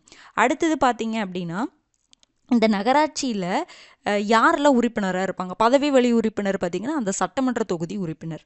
அடுத்தது 3 உறுப்பினர்கள் வரை அரசாங்கம் என்ன பண்ணலாம்? நகர சபைக்கு நியமிக்கும். அதே மாதிரி நியமிக்கப்பட்ட உறுப்பினர்கள் வாக்களிக்க முடியாது, அது தெரிஞ்சுக்கோங்க. அடுத்தது பார்த்திங்கன்னா அந்த வார்டுகளாக பிரிக்கப்படுது, அது எல்லாத்துக்குமே தெரிஞ்சிருக்கும். அடுத்தது தேர்தலில் போட்டியிடும் வேட்பாளர்களுக்கு சின்னங்கள். அப்புறம் அந்த 14 நாட்களுக்குள்ள துணை ஆணையர் தேர்ந்தெடுக்கப்பட்ட உறுப்பினர்களின் கூட்டத்தை கூட்டி அவர்களுக்கு பதவி பிரமாணம் செஞ்சு வச்சு தலைவரையும் துணைத் தலைவரையும் தேர்ந்தெடுக்கணும். இது நீங்கள் லைட்டாக கூட பார்த்துக்கலாம். அடுத்தது வார்டு குழுக்கள். இது நம்ம முன்னாடியே பார்த்துட்டோம். வார்டு குழுக்கள் 243. எஸ், அவ்வளோதான். இதில் அவ்வளோதான் பார்த்துக்கிறது. அடுத்தது நிலைக்குழுக்கள் இருக்குது. நிலைக்குழுக்களுடைய பதவிக்காலம் 2.5 ஆண்டுகள். அப்போ இந்த நிலைக்குழுவில் யார் உறுப்பினராக இருப்பாங்க? தலைவர் இருப்பாங்க, துணைத் தலைவர் இருப்பாங்க, அதுக்கப்புறம் 4 உறுப்பினர்கள் அல்லது 2 உறுப்பினர்கள், அவ்வளோதான். அடுத்து நகரசபை ஆண்டுக்கு 1 முறை கூட வேண்டும். அதில் யார் தலைவராக இருப்பாங்க? அப்போ துணைக்குழுக்களை அவங்க ஏற்படுத்திக்கிறாங்க. குழுக்கள் அப்படின்னா 2 வகைன்னு சொல்கிறாங்க. சட்டப்பூர்வ குழுக்கள், சட்டப்பூர்வமற்ற குழுக்கள்னு சொல்கிறாங்க. அவ்வளோதான். ஓகேங்களா? அடுத்தது நகர்மன்றம் அதனுடைய பதவிக்காலம் அதே தான். ஓகேங்களா? இதெல்லாம் நீங்கள் லைட்டாக ரீட் பண்ணிக்கோங்க. முதன்மை பேச்சாளர் நகர்மன்ற தலைவராக தான் இருப்பாங்க. அப்போ அந்த நிர்வாக தலைவர்னு சொல்கிறோம்ல, நகராட்சி ஆணையர்னு சொல்கிறோம்ல, நகராட்சி ஆணையரை யார் நியமிக்கிறாங்க? மாநில அரசாங்கம் தான் நியமிக்குது. அப்போ நகர்மன்றத்திற்கு ஒரு குழு இருக்குது அப்படிங்கிறத பார்த்துக்கோங்க. அவங்களோட இது அந்த பணிகள்லாம் பார்த்திங்கன்னா 12வது அட்டவணையில் கொடுத்துருக்காங்க. அடுத்தது மாவட்ட திட்டக்குழுவை பற்றி பார்த்து வச்சுக்கோங்க. ஓகேங்களா? இந்த 5 4 பங்கிற்குன்னு கொடுத்துருக்கு. இது தமிழ்நாடு சட்டம், அதை நீங்கள் நோட் பண்ணி வச்சுக்கணும். அடுத்தது வரி விதிப்புகள், இதெல்லாம் நமக்கு தெரிஞ்சது தான்.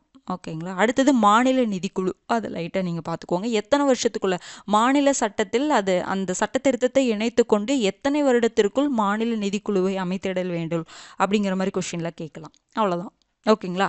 அடுத்தது மாநகராட்சி பார்க்க போகிறோம் பாருங்கள். மாநகராட்சி என்ன சொல்கிறாங்க, குறைந்தபட்சம் 10 லட்சம் இருக்கணும்.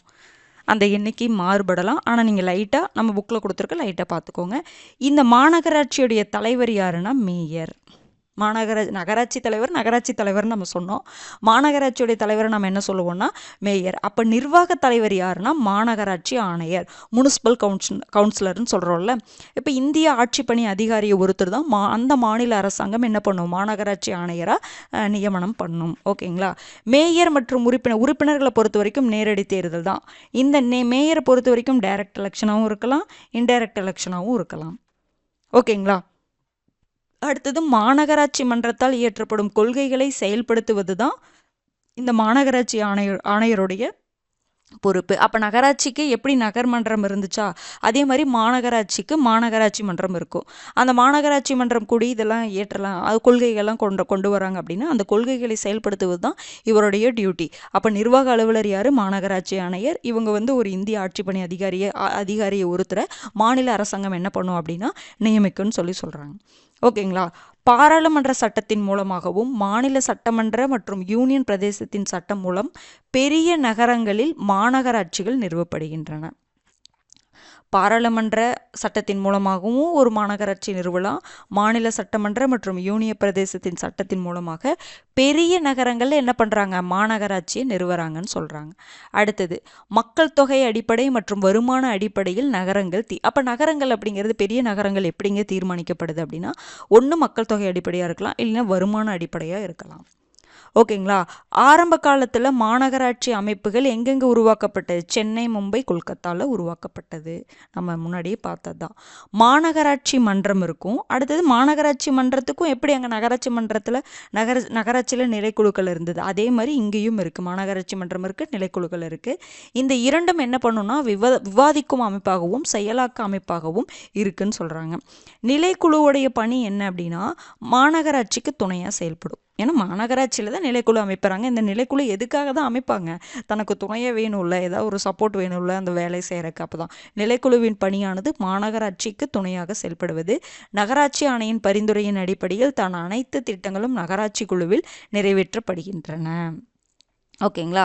மாநகராட்சி ஆணையின் பரிந்துரையின் அடிப்படையில் தான் அனைத்து திட்டங்களும் நகராட்சி குழுவில் நிறைவேற்றப்படுதுன்னு சொல்கிறாங்க. மாநகராட்சி இது வேண்டாம், இந்த பாயிண்ட்டு தான். இங்கே நம்ம முன்னாடி பார்த்தோம்ல மாநகராட்சி ஆணையருக்கு மாநகராட்சி மன்றத்தால் இயற்றப்படும் கொள்கைகளை செயல்படுத்துவது அவருடைய தலையாய பொறுப்புன்னு சொல்கிறோம்ல, இது என்னதுன்னா மாநகராட்சி ஆணையருக்கு மேலே பார்த்தோம்ல அந்த பாயிண்ட் தான் இங்கே எக்ஸ்ட்ரா வந்திருக்கு. அவ்வளோதான். ஓகேங்களா. அடுத்து பாருங்கள், இந்தியாவில் உள்ள மாநகராட்சி அமைப்புகள் மும்பையில் அமைந்த மாநகராட்சி அமைப்பை போன்றவை. இந்தியாவில் இருக்கக்கூடிய எல்லா மாநகராட்சி அமைப்புகளும் மும்பையில் எப்படி மாநகராட்சி அமைப்பு இருக்குதோ அதே மாதிரி இருக்குன்னு சொல்கிறாங்க. ஓகேங்களா. மாநகராட்சியில் உள்ள வார்டு உறுப்பினர்கள் கண்காணிப்பில் தான் குடிநீர் விநியோகம், துப்புரவு பணி, சாக்கடை இணைப்பு, தெருக்களில் நிறைந்துள்ள நீரை வெளியேற்றுவது, திடக்கழிவுகள் சேமிப்பு, அகற்றுவதும், தெருவிளக்கு அமைத்தல், பூங்காக்கள் அமைத்தல் போன்றவையும் நடைபெறுகின்றன. இவங்களுடைய மாநகராட்சியில் இருக்கக்கூடிய வார்டு உறுப்பினர்களுடைய கண்காணிப்பில் இதெல்லாம் நடக்குது. இதெல்லாம் நீங்கள் லைட்டாக பார்த்துக்கோங்க. உள்ளாட்சி அமைப்புனாவே நமக்கு தெரியும் அவங்களுடைய ஒர்க் என்ன அப்படிங்கிறது நமக்கு தெரியும். மாநகராட்சியிலையும் நிலைக்குழு இருக்குது. எப்படி நகராட்சியில் நிலைக்குழு இருந்துச்சு அதே மாதிரி மாநகராட்சியில் நிலைக்குழு இருக்குது. அதில் யார் உறுப்பினராக இருப்பாங்க, மேயர் இருப்பார், மாநகராட்சி தலைவர், அடுத்தது துணை மேயர் இருப்பாங்க, அதுக்கப்புறம் அந்த வார்டு உறுப்பினர்கள், இவங்கெல்லாம் இதில் உறுப்பினர்களாக இருப்பாங்க இந்த நிலைக்குழுவில். மாநகராட்சி மன்ற உறுப்பினர்கள் தமக்குள்ளிருந்து ஒருவரை துணை மேயர், மேயரை பொறுத்த வரைக்கும் டைரக்ட் எலெக்ஷனாக இருக்கலாம், இன்டைரக்ட் எலெக்ஷனாக இருக்கலாம்னு சொன்னோம். துணை மேயரை பொறுத்த வரைக்கும் என்ன பண்ணுறாங்க அப்படின்னா உறுப்பினர்கள் தான் தங்களுக்குள்ள ஒருவரை துணை மேயராக தேர்ந்தெடுத்துக்கிறாங்க. அப்போ இந்த நிலைக்குழு இருக்குன்னு சொல்கிறோம்ல, இந்த நிலைக்குழுவுடைய தலைவர் யாராக இருப்பாங்கன்னா மேயர் தான். ஓகேங்களா. அந்த மாநகராட்சியுடைய தலைவர் தான் அந்த மாநகராட்சிக்கான நிலைக்குழுவுடைய தலைவராக இருக்கிறாங்க. மாநகராட்சி குடிநீர் விநியோகம், கழிவு நீர் அகற்றல் போன்றவற்றிற்காகவும் குழுக்களை அமைக்கிறது. சில தனித்தனி ஸ்பெஷல் இதுக்காகலாம் குடிநீர் விநியோகத்துக்காக நிலைக்குழுவை அமைக்கலாம், கழிவு நீர் அகற்றலுக்காக குழுக்களை அமைக்கலாம். அப்போ குழுக்கள் அமைக்கிறாங்க அப்படின்னா அந்த குழுவில் 3 to 5 வரை உறுப்பினர்கள் இருக்கிறாங்க. அப்போ இவங்க ஒரு குழு அமைக்கிறாங்கன்னா அந்த குழுவுடைய பதவிக்காலம் என்னவா இருக்கும் அப்படின்னா 1 ஆண்டு இருக்கும். இது வந்து நார்மலாக சில விஷயங்களுக்காக என்ன பண்ணுறாங்க அப்படின்னா குழுக்கள் அமைக்கிறாங்க, அதனுடைய பதவி காலம் 1 ஆண்டாக இருக்கும்னு சொல்கிறாங்க. அதே மாதிரி பார்த்திங்கன்னா எப்படி மாவட்ட திட்டக்குழுவை பற்றி சொல்லியிருக்காங்கன்னா அதே மாதிரி நகர திட்டமிடலுக்கான குழுவை பற்றியும் 74வது சட்ட திருத்தம் சொல்லியிருக்கு. ஓகேங்களா? அப்போ நகராட்சி இதில் யார் உறுப்பினராக இருப்பாங்க? நகராட்சியின் தேர்ந்தெடுக்கப்பட்ட உறுப்பினர்களும் பெருநகர எல்லைக்குள் உள்ள பஞ்சாயத்து தலைவர்களின் மொத்த எண்ணிக்கையில் 2/3 பங்கிற்கு குறையாத எண்ணிக்கையில் தங்களுக்குள் இக்குழுவின் உறுப்பினர்கள் இவர்களே தேர்ந்தெடுக்கின்றனர். அப்போ அந்த நகரத்தில் அந்த பெருநகரத்தில் இருக்கக்கூடிய நகராட்சி உறுப்பினர்கள் இருப்பாங்க, பஞ்சாயத்து உறுப்பினர்கள் இருப்பாங்க. அந்த உறுப்பினர்கள் எல்லாருமே ஓகேங்களா பாருங்க, மற்றும் பெருநகர எல்லைக்குள் உள்ள பஞ்சாயத்து தலைவர்களின் மொத்த எண்ணிக்கையில் 2/3 பங்கிற்கு குறையாத மூன்றில் 2 பங்குன்னு வரணும். ஓகேங்களா? 2 பங்கிற்கு குறையாத எண்ணிக்கையில் தங்களுக்குள் மொத்த எண்ணிக்கையை பார்ப்பாங்க. நகராட்சி தேர்ந்தெடுக்கப்பட்ட உறுப்பினர்கள், அப்புறம் அங்கே இருக்கக்கூடிய பஞ்சாயத்து தலைவர்களுடைய உறுப்பினர்கள் எண்ணிக்கை, அந்த எண்ணிக்கையில் 3/2 பங்குக்கு குறையாமல் என்ன பண்ணுவாங்க அப்படின்னா உறுப்பினர்களை தேர்ந்தெடுக்குவாங்க. இது லைட்டாக பார்த்துக்கோங்க. நகர திட்டமிடலுக்கான குழு ரொம்ப முக்கியமானது. அதே மாதிரி மாவட்ட திட்டக்குழு, அது 2 முக்கியமானது. அந்த உறுப்பினர்களுடைய எண்ணிக்கை அப்படிங்கிறது மாறுதுங்க, எல்லா ஸ்டேட்ஸ்லேயும் கொஞ்சம் கொஞ்சம் மாறுது. அதனால் நீங்கள் அது ரொம்ப இம்பார்ட்டன்ஸ் கொடுத்து பார்க்காதீங்க.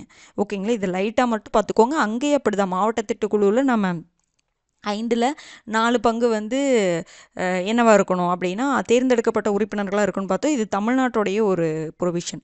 அப்படிங்கும் பொழுது இது ஒவ்வொரு இடத்துல மாறுறங்காட்டி இங்கே நீங்கள் லைட்டாக பார்த்துக்கோங்க. ஓகேங்களா? அப்போ நம்ம அது நகர திட்டமிடலுக்கான குழு இருக்குது அப்படிங்கிறத மட்டும் தெரிஞ்சுக்கோங்க. இதில் யார் உறுப்பினர்களாக இருக்கிறாங்கன்னு மட்டும் பார்த்துக்கோங்க, போதுமானது. ஓகேங்களா? அனைத்து மாநகராட்சியிலும் உங்களுக்கு மேயர் இருப்பாங்க, துணை மேயரும் இருப்பாங்க.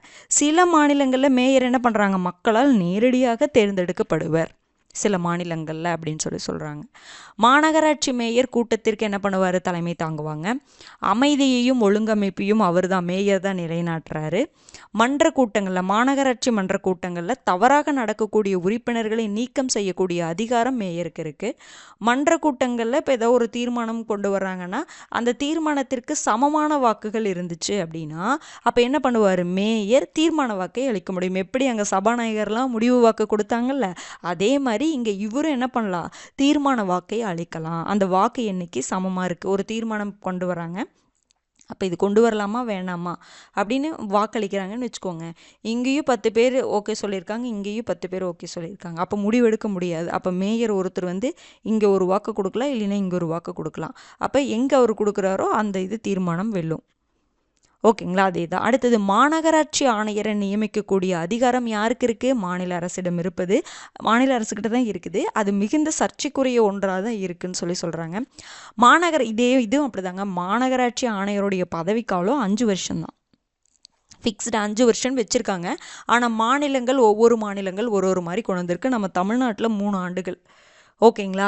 அப்போ மாநிலத்துக்கு மாநிலம் மாறுபடுது அந்த ஆண்டுகளும் சரி. ஆனால் ஃபிக்ஸ் பண்ணியிருக்காங்க 5 வருஷம்னா, ஆனால் மாநிலத்துக்கு மாநிலம் இந்த வருடங்கள் மாறுபடுது. நம்ம தமிழ்நாட்டில் 3 ஆண்டுகள். இங்கே பாருங்கள், இந்த கால அளவை என்ன பண்ணலாம், மாநில அரசாங்கம் விரும்பினால் நீடிக்கவும் செய்யலாம் அப்படின்னு சொல்லி கொடுத்துட்டாங்க. அதனால் எப்படி வேணாலும் இருக்கலாம். மாநகராட்சி சட்டத்தை நடைமுறைப்படுத்துவதில் அரசின் முழு அதிகாரம் நிறைந்தவர் யார் அப்படின்னா ஆணையர் தான். சரிங்க, இது பார்த்துட்டப்ப அப்போ மாநகராட்சி பார்த்துட்டோம். மாநகராட்சியில் என்னென்னங்க படிக்கிறது, மாநகராட்சியுடைய தலைவர் யார், மேயர். நிர்வாக தலைவர் யார், நிர்வாக அலுவலர் யார், மாநகராட்சி ஆணையர். அவங்கள யார் நியமிக்கிறாங்க, மாநில அரசு தான். உறுப்பினர்கள் நேரடி தேர்தல். மேயரை பொறுத்த வரைக்கும், மாநகராட்சி தலைவரை பொறுத்த வரைக்கும் நேரடி தேர்தலாகவும் இருக்கலாம், மறைமுக தேர்தலாகவும் இருக்கலாம். துணை மேயரை பொறுத்த வரைக்கும் உறுப்பினர்கள் தான் தேர்ந்தெடுக்கிறாங்க. அடுத்தது இங்கே மும்பை, சென்னை, கொல்கத்தாவில் தான் முன்னாடிலாம் வந்து மாநகராட்சி அமைப்புகள் வந்து உருவாச்சு. அடுத்தது நிலைக்குழுவை ஏற்படுத்துகிறாங்க, இதெல்லாம் பார்த்துக்கோங்க. அடுத்தது அடுத்தது பார்த்தீங்க அப்படின்னா நம்மளுடைய இந்தியாவில் இருக்கக்கூடிய மாநகராட்சி அமைப்புகள் மும்பையில் அமைந்த மாநகராட்சி அமைப்பை போன்றவை. அடுத்தது நிலைக்குழுவை உருவாக்குறாங்க. அந்த நிலைக்குழுவில் மேயர், துணை மேயர், வார்டு உறுப்பினர்கள் உறுப்பினர்களாக இருக்காங்க. அந்த மாநகராட்சியோடைய நிலைக்குழுவுக்கு யார் தலைவராக இருக்கிறாங்க? மேயர் தான் தலைவராக இருக்கிறாங்க. ஓகேங்களா? அடுத்தது குழுவெல்லாம் அமைக்கிறாங்க. மாநகராட்சி சில காரணங்களுக்காக குழுக்களை அமைக்கிறாங்க. அந்த குழுவில் 3 to 5 வரை உறுப்பினர்கள் இருக்கலாம். அந்த குழுவுடைய பதவிக்காலம் பார்த்திங்கன்னா 1 ஆண்டு. அப்புறம் நகர திட்டமிடலுக்கு குழு அமைக்கிறாங்க. ஓகேங்களா? அடுத்தது நகர திட்டமிடலுக்கான குழு இருக்கணும் கண்டிப்பாக. எப்படி மாவட்ட திட்டக்குழு இருக்குது அதே மாதிரி நகர திட்டமிடலுக்கு குழு இருக்கணும். இந்த எண்ணிக்கையை பார்க்க வேணாம். ஆனால் இதில் யார் இருக்காங்க? நகராட்சியுடைய தேர்ந்தெடுக்கப்பட்ட உறுப்பினர்கள் மற்றும் அந்த எல்லைக்குள்ளே இருக்கக்கூடிய பஞ்சாயத்து தலைவர்கள் அவங்கெல்லாம் தங்களுக்குள்ள உறுப்பினர்களை என்ன பண்ணிக்கிறாங்க? தேர்ந்தெடுக்கிறாங்க. அந்த அளவுக்கு மட்டும் இருந்தால் போதும். எல்லா மாநகராட்சியிலையுமே மேயரும் துணை மேயர் இருக்கிறாங்க. மேயருடைய என்னென்னலாம் ஒர்க்கு அவங்க அது ஹெட்டாக இருக்கிறங்காட்டி அவங்க உறுப்பினர்களை நீக்கம் செய்கிறது, அப்புறம் அந்த மன்ற கூட்டங்களை தலைமை வகிக்கிறது, அது எல்லாமே அவங்களுக்கான பொறுப்பு தான். மாநகராட்சி ஆணையருடைய பதவிக்காலம் ஃபிக்ஸ் பண்ணிக்கிறது 5 வருஷம்தான். ஆனால் மாநிலத்துக்கு மாநிலம் அது மாறுபடுது. அவ்வளோதான். ஓகேங்களா? இதுதான் இப்போ நம்ம இவ்வளோ பார்த்தோம்ல. நீங்கள் ஒன்றுமே இல்லை, நோட்ஸ் எடுத்து எழுதுங்களே. பேரூராட்சி, நகராட்சி, மாநகராட்சி, நான் சொன்ன பாயிண்ட்டு மட்டும் எழுதுங்க, அதுவே போதுமானது. இது மற்றதெல்லாம் ஞாபகம் வச்சுக்கணும், அவ்வளோதான். அதெல்லாம் சும்மா போட்டு இந்த இதெல்லாம் பண்ணுறாங்க, கொள்கைகளை செயல்படுத்துகிறாங்க, அதெல்லாம் நமக்கு தெரியுமில்ல. ஓகேங்களா? அப்போ அதெல்லாம் நீங்கள் லைட்டாக பார்த்துக்கலாம். இது என்னென்னா, ஆனால் என்னது நம்ம சொல்லும் பொழுது அப்படி சும்மா ஷார்ட் நோட்ஸ் மாதிரி கொடுக்க முடியாது. கிளாஸ் எடுக்கும் பொழுது ஃபுல்லாக கொடுத்து தான் நீங்கள் அதில் ஷார்ட் நோட்ஸ் எடுத்திங்கன்னா தான் உங்களுக்கு ஈஸியாக இருக்கும். அதுக்காக தான் இதில் எல்லாமே வச்சுருக்கிறது. அடுத்தது பாருங்கள், தமிழகத்துடைய உள்ளாட்சி அமைப்புகளை பற்றி பார்க்க போகிறோம். பாருங்க, 73வது மற்றும் 74வது சட்ட திருத்தம் மூலமாக தமிழகத்தில் என்ன பண்ணாங்கன்னா தேர்தல் ஆணையம் அமைச்சாங்க. ஏன்னா 73வது சட்ட திருத்தம் 74வது சட்ட திருத்தம் என்ன பண்ணுறாங்க? பஞ்சாயத்து அமைப்பு, இங்கே நகராட்சி அமைப்பு ஏற்படுத்தணும்னு சொல்கிறாங்க. அப்போ ஏற்படுத்தணுன்னா என்ன வைக்கணும்? எலெக்ஷன் வைக்கணும். எலெக்ஷன் வைக்கணும்னா என்ன வைக்கணும்? தேர்தல் ஆணையம், மாநில தேர்தல் ஆணையம் தான் என்ன பண்ணணும்? எலெக்ஷன் நடத்தணும். இந்த சட்ட திருத்தத்தின் மூலமாக தமிழ்நாடு என்ன பண்ணுறாங்க அப்படின்னா தேர்தல் ஆணையம், இந்த மூலம் தமிழகத்தில் தேர்தல் ஆணையம் உருவாக்கப்படுது. 73வது சட்ட திருத்தத்தின் மூலமாக ஃபஸ்ட்டு 73 சொல்கிறாங்க, தமிழக அரசாங்கத்தின் அமைப்பு கடமைகளாக அதிகாரத்துடன் கூடிய கிராம சபைகளை அனைத்து கிராமங்களிலும் உருவாக்குதல், பொதுவான மேற்பார்வை மற்றும் பஞ்சாயத்தின் வருடாந்திர திட்டங்களுக்கு ஒப்புதல் வழங்குதல் முதலான அதிகாரங்கள் 3 அடுக்குகளை கொண்ட பஞ்சாயத்து போன்றவை ஏற்படுத்தப்பட்டது. இந்த 73வது சட்ட திருத்தத்தின் மூலமாக கிராம சபைகளை உருவாக்குறாங்க. அது அதிகாரத்துடன் கூடியதாக இருக்கணும். அதுக்கப்புறம் பார்த்திங்கன்னா 3 அடுக்கு பஞ்சாயத்து கொண்டு வருது. இதெல்லாம் அவங்களுடைய தமிழக அரசாங்கத்தின் அமைப்பு கடமைகளாக இதெல்லாம் இருந்துச்சு. ஓகேங்களா? அவங்கள உருவாக்குனாங்க. அப்போ பார்த்திங்கன்னா இடஒதுக்கீடு இருக்குது. பெண்களுக்கு 50% இடஒதுக்கீடு கொடுத்தாங்க உள்ளாட்சி அமைப்புகளில். அதாவது உள்ளாட்சி அமைப்புகளும் பொழுது ஊரக உள்ளாட்சியிலையும் சரி நகர்ப்புற உள்ளாட்சியில் ரெண்டுலேயுமே பெண்களுக்கு 50% இடஒதுக்கீடு கொடுக்க ஆரம்பித்தோம். எப்போ இருந்து? 2016 அதே மாதிரி பொதுவாக பட்டியலினத்தவர் பழங்குடியினருக்கு இடஒதுக்கீடு இருக்குது. அது எல்லா ஸ்டேட்ஸ்லேயுமே இருக்கிறது, பொதுவானது தான். அடுத்தது பாருங்க, மாநில அரசிடமிருந்து நிதியை பெற்று பயன்படுத்துவதற்கு என்ன பண்ணுறாங்க? மாநில நிதி ஆணையத்தை ஏற்படுத்துறது. எப்படி மத்திய நிதி ஆணையம் இருக்குமா? அது என்ன பண்ணும்? மத்திய அரசு என்ன பண்ணும்?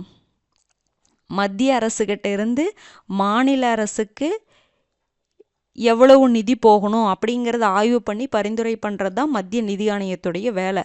அதே மாதிரி மாநில நிதி ஆணையத்துடைய வேலை என்ன? மாநில அரசுகிட்ட இருந்து இந்த லோக்கல் செல்ஃப் கவர்மெண்ட்டுக்கு மாநில அரசிடமிருந்து நிதியை பெற்று பயன்படுத்துவதற்கு எப்படி இவங்கெல்லாம் பயன்படுத்தலாம் அப்படி போகிறது மாநில நிதி ஆணையத்தை பொறுத்து. மாநில நிதி ஆணையம் ஏற்படுத்தப்பட்டது.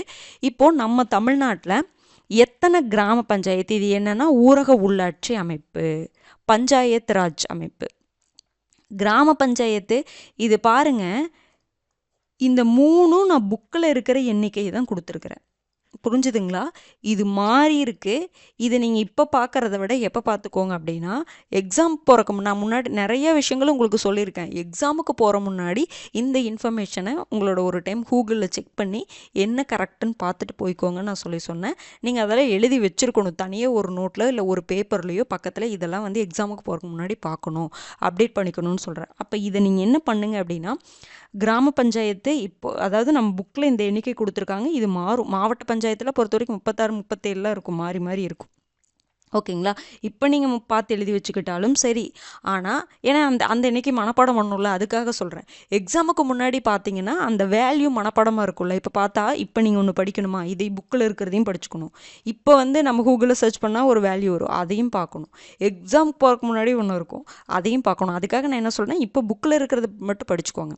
மாநகராட்சி மட்டும் 21 கொடுத்துருப்பேன்னு நினைக்கிறேன் உங்களுக்கு நோட்ஸில். இதை மாற்றிக்கோங்க. மாநகராட்சி 25 அக்யூரேட்டானது, அதை மட்டும் நீங்கள் பார்த்துக்கலாம். மற்றபடி மற்றதெல்லாம் வேல்யூ மாறுது. மாவட்ட பஞ்சாயத்துமே 36 37 மாற்றி மாற்றி கொடுத்துருக்காங்க.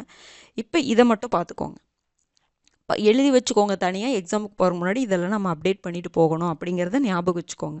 ஓகேங்களா? அப்போ கிராம பஞ்சாயத்து ஊராட்சி ஒன்றியம் எவ்வளோ இருக்குது? கிராம பஞ்சாயத்து 12620, ஊராட்சி ஒன்றியம் 385, மாவட்ட பஞ்சாயத்து 37. ஏன்னா அந்த இதை மாற்றிக்கிட்டே இருக்காங்கல்ல, அதனால் அந்த எண்ணிக்கை மாறுது. அதனால் நான் சொல்கிறேன். ஓகேங்களா? தமிழ்நாட்டில் இருக்கக்கூடிய கிராம பஞ்சாயத்து எண்ணிக்கை, ஊராட்சி ஒன்றிய எண்ணிக்கை, மாவட்ட பஞ்சாயத்து எண்ணிக்கை. அடுத்தது பாருங்கள், 74வது சட்ட திருத்தத்தின் மூலம் அதிகார பகிர்வு உருவாக்கப்பட்டு வரி விதிக்கும் அதிகாரம், மாநில அரசுடன் வருமான பகிர்வு, சீரான தேர்தல் நடத்துதல், பெண்கள் மற்றும் பட்டியலினத்தவர் பழங்குடியினர் இடஒதுக்கீடு, இதெல்லாம் உருவாச்சு. ரெண்டுமே 73வது சட்ட திருத்தம், 74வது சட்ட திருத்தத்தின் மூலமாக உள்ளாட்சி அமைப்புகள் தமிழ்நாட்டில் உருவாச்சு அப்படின்னு சொல்கிறாங்க. அதுதான் அதனுடைய ஃபங்க்ஷன்ஸ்லாம் இங்கே கொடுத்துருக்காங்க, அவ்வளோதான். அப்போ மேலும் நாடு முழுவதும் ஒரே மாதிரியான நகர அமைப்பு உருவாக்கவும் இது வழி செய்ததுன்னு சொல்கிறாங்க. அப்போ தமிழ்நாட்டில் மாநகராட்சி, அதாவது தமிழ்நாட்டில் நகராட்சி அமைப்புகள், மாநகராட்சி 25 இருக்குது, நான் 21ன்னு கொடுத்துருப்பேன், 25ன்னு மாற்றிக்கோங்க. நகராட்சி எண்ணிக்கை மாறுபடும், பேரூராட்சி எண்ணிக்கை மாறுபடும். இதெல்லாம் நீங்கள் கடைசியில் பார்த்துக்கணும். மாநகராட்சி ஒரு டைம் கடைசியில் பார்த்துட்டு போய்க்கோங்க. ஒரு வேளை கூட கொண்டு வரலாம்ல, இன்னொரு மாநகராட்சி கூட ஆட் பண்ணலாம். அதனால் மாநகராட்சி இப்போதைக்கு இது கரெக்டாக அக்யூரேட்டாக 25 இருக்குது, நகராட்சி 152, பேரூராட்சி 561. இப்போ சில டைம் உங்களுக்கு இந்த வேல்யூலாம் மனப்பாடம் ஆகலைன்னா விட்டுருங்க, ஏன்னா அது கன்ஃபியூஸ் ஆக தான் செய்யும். ஓகேங்களா? அது ஒரு மாதிரி என்ன, நம்ம நிறைய படிக்கிறோம்ல, அப்போ போக போக ரிவைஸ் பண்ண அதெல்லாம் நம்ம படிச்சுட்டு போய்க்கலாம். ஆனால் நம்ம மாநகராட்சி 25ங்கிறத ஞாபகம் வச்சுக்கோங்க. அது என்னென்னங்கிறது தெரியணும், நம்ம பின்னாடி மேப்பில் வச்சுருக்கிறேன். ஓகேங்களா? அடுத்தது 73வது சட்ட திருத்தம் படி மாற்றங்கள் கொண்டு வருவதற்காக தமிழ்நாட்டில் ஏற்கனவே இருந்த தமிழ்நாடு பஞ்சாயத்துகள் சட்டம் 1958 மாற்றப்பட்டு தமிழ்நாடு பஞ்சாயத்துகள் சட்டம் 1994 புதிதாக இயற்றப்பட்டது. அப்போது 1992 உங்களுக்கு என்ன பண்ணுறாங்கன்னா 73வது சட்ட திருத்தம் இது பண்ணுறாங்க, 1993 இது நடைமுறைக்கு வருது. அப்போது நம்ம தமிழ்நாட்டில் ஏற்கனவே பஞ்சாயத்து சட்டம் இருந்திருக்கு, தமிழ்நாடு பஞ்சாயத்துகள் சட்டம் 1958 இருந்திருக்கு, பஞ்சாயத்தில் நடைமுறையில் இருந்திருக்கு. அப்போ சென்ட்ரல் கவர்மெண்ட் இந்த சட்டம் கொண்டு வந்ததுக்கு அப்புறம் இதன் அடிப்படையில் என்ன பண்ணாங்க, இந்த தமிழ்நாடு பஞ்சாயத்துகள் சட்டம் 1958 அது மாற்றப்பட்டு புதுசாக தமிழ்நாடு பஞ்சாயத்துகள் சட்டம் 1994 புதிதாக உருவாக்கப்பட்டதுன்னு சொல்கிறாங்க. அப்போ இந்த வருஷம் ரொம்ப முக்கியம். ஓகேங்களா? முன்னாடி இருந்திருக்கு, தமிழ்நாடுக்குன்னு பஞ்சாயத்துகள் சட்டம் இருந்திருக்கு, அது மாற்றப்பட்டிருக்கு இந்த 73வது சட்ட திருத்தத்தின் அடிப்படையில். அப்புறம் மறுபடியும் இந்த சட்ட திருத்தத்தை என்ன பண்ணுறாங்க, 94 தமிழ்நாடு பஞ்சாயத்து சட்டங்கள் கொண்டு வர்றாங்கல்ல 1994, மறுபடியும் 1996 அதை திருத்தம் பண்ணுறாங்க. இந்த திருத்தத்தின் மூலமாக என்னென்ன கொண்டு வர்றாங்க, வளர்ச்சிக்கான திட்டங்களை ஏற்படுத்த தமிழ்நாட்டில் மாவட்ட திட்டக்குழு, மாநில தேர்தல் ஆணையம், மாநில நிதி ஆணையத்தை உருவாக்குறாங்க. ஏன்னா மாநில நிதி ஆணையம், மாநில தேர்தல் ஆணையம்லாம் உருவாக்கணும்னு சொல்லியிருப்பாங்கல்ல. அப்போது தமிழ்நாடு பஞ்சாயத்துகள் சட்டம் 1994 கொண்டு வராங்க, அது 96 திருத்தம் பண்ணுறாங்க. அந்த திருத்தத்தில் மாவட்ட திட்டக்குழு, மாநில தேர்தல் ஆணையம், மாநில நிதி ஆணையத்தில் கொண்டு வராங்க. இதை நீங்கள் பார்த்துக்கோங்க. அடுத்தது இந்த 1994 சட்டத்தின்படி தமிழ்நாட்டில் முதலில் நடைபெற்ற உள்ளாட்சி தேர்தலில் மொத்தமாக 1,17,000 பிரதிநிதிகள் பஞ்சாயத்தின் 3 அடுக்குகளுக்கும் தேர்ந்தெடுக்கப்பட்டனர். இது ஒரு ஃபேக்ட் மாதிரி லைட்டாக ஞாபகம் வச்சுக்கோங்க, போதுமானது. அடுத்தது பாருங்கள், இது கொஞ்சம் நல்லா பார்த்துக்கோங்க, இது ஒரு பாக்ஸில் கொடுத்துருப்பாங்க, பார்த்துக்கோங்க. தமிழ்நாடு நகர்ப்புற சட்டங்கள் 4வது சட்ட திருத்த மசோதா 2018. அடுத்தது தமிழ்நாடு பஞ்சாயத்துகள் சட்டம் 2வது சட்ட திருத்தம் 2018. இது ரெண்டும் என்ன பண்ணுச்சுன்னா, ஊரக உள்ளாட்சியிலையும் சரி நகர்ப்புற உள்ளாட்சி அமைப்புகளில் அதனுடைய சிறப்பு அதிகாரங்களுடைய பதவி காலத்தை 6 மாதங்களுக்கு நீட்டியது. ஒரு ஃபேக்ட் மாதிரி. எத்தனை மாதங்களுக்கு நீட்டியதுன்னு கேட்கலாம், சிறப்பு அதிகாரங்களின் பதவி காலத்தை. இதை கொஞ்சம் பார்த்துக்கோங்க, சரிங்களா? அடுத்தது பார்த்திங்கன்னா, இது நம்ம ஸ்கூல் புக்கில் பெரியாரை பற்றி ஒரு 9th புக்கில் கொடுத்துருப்பாங்க. ஈவே ஈவே ராமசாமி அவர்கள், பெரியார் ஈவே ராமசாமி அவர்கள் 1917ஆம் ஆண்டிலிருந்து பல ஆண்டுகள் ஈரோடு நகராட்சியுடைய ஒரு பெருந்தலைவராக பதவி வகித்தார். அவர் 1917இருந்து ஈரோடு நகராட்சியுடைய தலைவராக பதவி வகிச்சிருக்கிறாரு. அப்போ அவர் என்னென்னலாம் பண்ணாருன்னு பாருங்கள். அவருடைய பதவி காலத்தில் ஈரோடு நகராட்சி மக்களுக்கான முறையான குடிநீர் வசதி, சுகாதார வசதிகளை ஏற்படுத்தி தருவதில் முனைப்பு காட்டியிருக்காரு. 1919 குழாய் மூலம் குடிநீர் விநியோக முறையினை பெரியார் செயல்படுத்தினார். ரொம்ப ரொம்ப முக்கியமானது. 1919 அவர் ஈரோடு நகராட்சியுடைய தலைவராக பதவி வகித்த பொழுது என்ன பண்ணாரு? குழாய் மூலம் குடிநீர் விநியோக முறையினை பெரியார் செயல்படுத்தி இருக்கிறாரு. பாருங்க, இந்த குழாய் மூலம் குடிநீர் விநியோகம் அப்படிங்கிறது பார்த்தீங்கன்னா இந்திய நகராட்சி நிர்வாகங்கள் வரலாற்றில் இத்திட்டத்தினை முதலில் செயல்படுத்தியவர் பெரியார். அப்போ இந்த பாயிண்ட் ரொம்ப ரொம்ப முக்கியமானது. ஓகேங்களா? அடுத்தது சுதந்திர, இதெல்லாம் வந்து சின்ன சின்ன ஃபேக்ட், தமிழ்நாடை பற்றி அங்கங்கே புக்கில் கொடுத்துருக்காங்களா, அதெல்லாம் தான் நான் இங்கே கொடுத்துருக்குறேன். சுதந்திர இந்தியாவில் ஜனநாயக பரவலாக்கத்தின் முதல் சட்டமாக 1950 மദ്രാஸ் கிராம பஞ்சாயத்து சட்டம். அப்போது 1950லேயே சுதந்திர இந்தியாவில் அந்த அதிகார பரவலாக்கம்னு சொல்கிறோம்ல, அதில் முதல் சட்டம் எங்கன்னா நம்ம தமிழ்நாடு, அதாவது மദ്രാஸ். 1950 மദ്രാஸ் கிராம பஞ்சாயத்து சட்டம் இயற்றப்பட்டது. அடுத்தது 1957 உள்ளூர் நிர்வாக சீர்திருத்தங்கள் தொடர்பான வெளியான விவரங்களின் தொடர்ச்சியாக 1958 மദ്രാஸ் பஞ்சாயத்து சட்டமும் மദ്രാஸ் மாவட்ட வளர்ச்சி கவுன்சில் சட்டமும் இயற்றப்பட்டது. இந்த 1958 சட்டம் நாம முன்னாடி பார்த்தோம்ல, அதுக்கப்புறம் தான் திருத்தப்பட்டுச்சு. 1994 என்ன பண்ணாங்க? தமிழ்நாடு பஞ்சாயத்து சட்டம் அப்படிங்கிற மாதிரி கொண்டு வந்தாங்க, நம்ம பார்த்தோம்ல. ஓகேங்களா? அப்போ ஃபஸ்ட்டு 1950 மദ്രാஸ் பஞ்சாயத்து சட்டம் கொண்டு வந்திருக்காங்க. சுதந்திர இந்தியாவின் முதல் சட்டமாக இது வந்திருக்கு. முதல் சட்டம்னா ஜனநாயக பரவலாக்கத்துடைய முதல் சட்டமாக இது வந்திருக்கு. அதுக்கப்புறம் 1958 மദ്രാஸ் பஞ்சாயத்து சட்டம் வந்திருக்கு. இதெல்லாம் என்னது? லோக்கல் கவர்மெண்ட் சார்ந்த சட்டங்கள். அதெல்லாம் அந்த வருடம் அதெல்லாம் நீங்கள் பார்த்து வச்சுக்கோங்க. இந்தியாவிலேயே முதல் முறையாக பேரூராட்சி அப்படிங்கிற உள்ளாட்சி அமைப்பு எங்கே தான் அறிமுகப்படுத்தப்பட்டது? தமிழ்நாட்டில். அப்போ பேரூராட்சி அப்படிங்கிற உள்ளாட்சி அமைப்பை, பேரூராட்சி எதில் வரும் உங்களுக்கு? நகராட்சி அமைப்பில் வரும். அப்போ நகர்ப்புற உள்ளாட்சின்னு சொல்லுவோம். நகர்ப்புற உள்ளாட்சி பேரூராட்சி என்ற நகர்ப்புற உள்ளாட்சி அமைப்பு தமிழ்நாட்டில் தான் அறிமுகப்படுத்தப்பட்டது. 1688 உருவாக்கப்பட்ட சென்னை மாநகராட்சி தான் இந்தியாவில் மிக முழுமையான உள்ளாட்சி அமைப்புன்னு சொல்கிறாங்க. இதெல்லாம் ஃபேக்ட், சின்ன சின்ன ஃபேக்ட். 1688 தான் சென்னை மாநகராட்சி உருவாச்சு. அதுதான் இந்தியாவின் முதல் முழுமையான உள்ளாட்சி அமைப்புன்னு சொல்கிறாங்க. தமிழ்நாட்டில் முதலாக உருவாக்கப்பட்ட நகராட்சி எதுங்க? வாலாஜாபேட்டை. தமிழ்நாட்டில் முதலில் உருவாக்கப்பட்ட நகராட்சி வாலாஜாபேட்டை. இது பார்த்தீங்கன்னா மாநகராட்சி. நமக்கு எத்தனை மாநகராட்சி இருக்குது தமிழ்நாட்டில்? 25 மாநகராட்சி இருக்குது. எதுன்னு கண்டிப்பாக மனப்பாடம் பண்ணி வச்சுக்கோங்க. ஓகேங்களா? சென்னை, தாம்பரம், ஆவடி, வேலூர், இதெல்லாம் மேப்பில் பாருங்கள். அப்போ தான் பிளேஸ் எங்கே இருக்குன்னு தெரிஞ்சுக்க முடியும். சென்னை, தாம்பரம், ஆவடி, வேலூர், காஞ்சிபுரம், ஒசூர், திருவண்ணாமலை, கடலூர், சேலம், நாமக்கல், ஈரோடு, நாமக்கல். அதெல்லாம் ஒன்றா பார்த்துக்கலாம். ஈரோடு, நாமக்கல், சேலம், ஈரோடு, நாமக்கல். ஈரோடு சொல்லி நான் எப்போவுமே பார்த்தீங்கன்னா இது 3 ஒரே தான் சொல்லுவோம். ஈரோடு, சேலம், நாமக்கல், இது 3ஆக தான் சொல்லுவோம் எப்போவுமே. அடுத்து திருப்பூர், கோயம்புத்தூர் எப்போ ஒன்றா தான் சொல்லுவோம். கரூர், திருச்சி எப்போவுமே நம்ம ஒன்றா தான். கரூர், திருச்சி, புதுக்கோட்டை. அப்போ இந்த பக்கம் கும்பகோணம், தஞ்சாவூர் பாருங்கள். இந்த 5மே கரூர், திருச்சி, புதுக்கோட்டை, தஞ்சாவூர், கும்பகோணம், இது எல்லாமே ஒன்று. அடுத்தது காரைக்குடி, மதுரை, சிவகாசி, திண்டுக்கல், இது எல்லாமே பார்த்துக்கோங்க. திண்டுக்கல். அடுத்தது என்னதுங்க? திருநெல்வேலி, தூத்துக்குடி. ரெண்டையும் அப்படி தானே சேர்த்து தானே சொல்லுவோம். திருநெல்வேலி, தூத்துக்குடி, நாகர்கோவில். ஓகேங்களா? அப்போ பாருங்கள், சென்னை, தாம்பரம்லாம் ஒன்று தான். சென்னை, தாம்பரம், ஆவடி, இது 3. காஞ்சிபுரம், வேலூர், இது நார்த்தில் என்னென்ன இருக்குன்னு பார்த்துக்கோங்க. இந்த மேப் பார்க்குறதோடைய நோக்கமே நார்த்தில் நம்ம அதிகமாக பார்த்திங்கன்னா இந்தியா மேப்பை நம்ம நல்லா பார்த்துருப்போங்க. நம்ம தமிழ்நாடு மேப்பை பெருசாக இம்பார்ட்டன்ஸ் கொடுத்து பார்க்க மாட்டோம். நிறைய பேர் பார்த்துருப்பீங்க, நான் சொல்கிறேன். ஓகேங்களா? அப்போ நீங்கள் ஒரு பிளேஸ் படிக்கிறீங்கன்னா மேப்பை வச்சு படிச்சிங்கன்னா இன்னும் நல்லா உங்களுக்கு இதாக இருக்கும். அப்போ சில டைம் உங்களுக்கு நல்லா ஒரு இப்போ ஏதாவது ஒரு பகுதி சொன்னோம்னா, இது அங்கே இருக்குது, இந்த நார்த் சைடில் இருக்குது, இது வந்து வெஸ்ட் சைடில் இருக்குது, ஈஸ்ட் சைடில் இருக்குது அப்படின்னு வரும்பொழுது என்னென்னா பிளேஸ் ஞாபகம் இருக்கும். அதுதான் நீங்கள் அந்த இதை வச்சு பார்த்தீங்கன்னா, மேப்பை வச்சு பார்த்தீங்கன்னா அந்த பகுதி உங்களுக்கு கரெக்டாக ஞாபகம் வரும். இப்போ பார்த்தீங்கன்னா கரூர், திருச்சி, தஞ்சாவூர், புதுக்கோட்டை எல்லாமே ஒரே சைடு தானே. கரூர், திருச்சி, புதுக்கோட்டை, தஞ்சாவூர், கும்பகோணம் இதெல்லாம் ஒரே சைடு.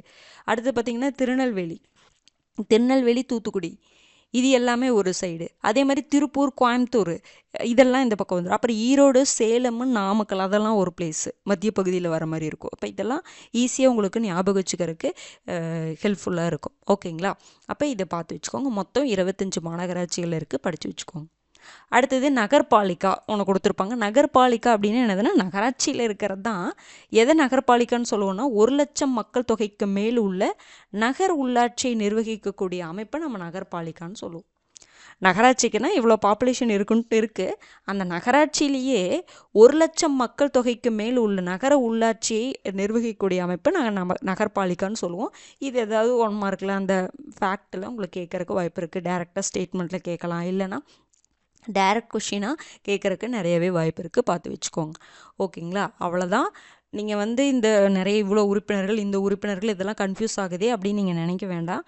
அந்த நகராட்சியும் மாநகராட்சியும் படிக்கும் பொழுது நான் சொன்னேன்ல அந்த பாயிண்ட்டை மட்டும் நோட்ஸ் எடுத்து வைங்க. ஓகேங்களா? ரொம்ப இதில் இது போகக்கூடாது. கேட்டால் இதில் சட்டப்பிரிவு கேட்பாங்க. உள்ளாட்சி அமைப்பை பொறுத்த வரைக்கும் சட்டப்பிரிவுகள் கேட்குறக்கு நிறையவே வாய்ப்பு இருக்குது.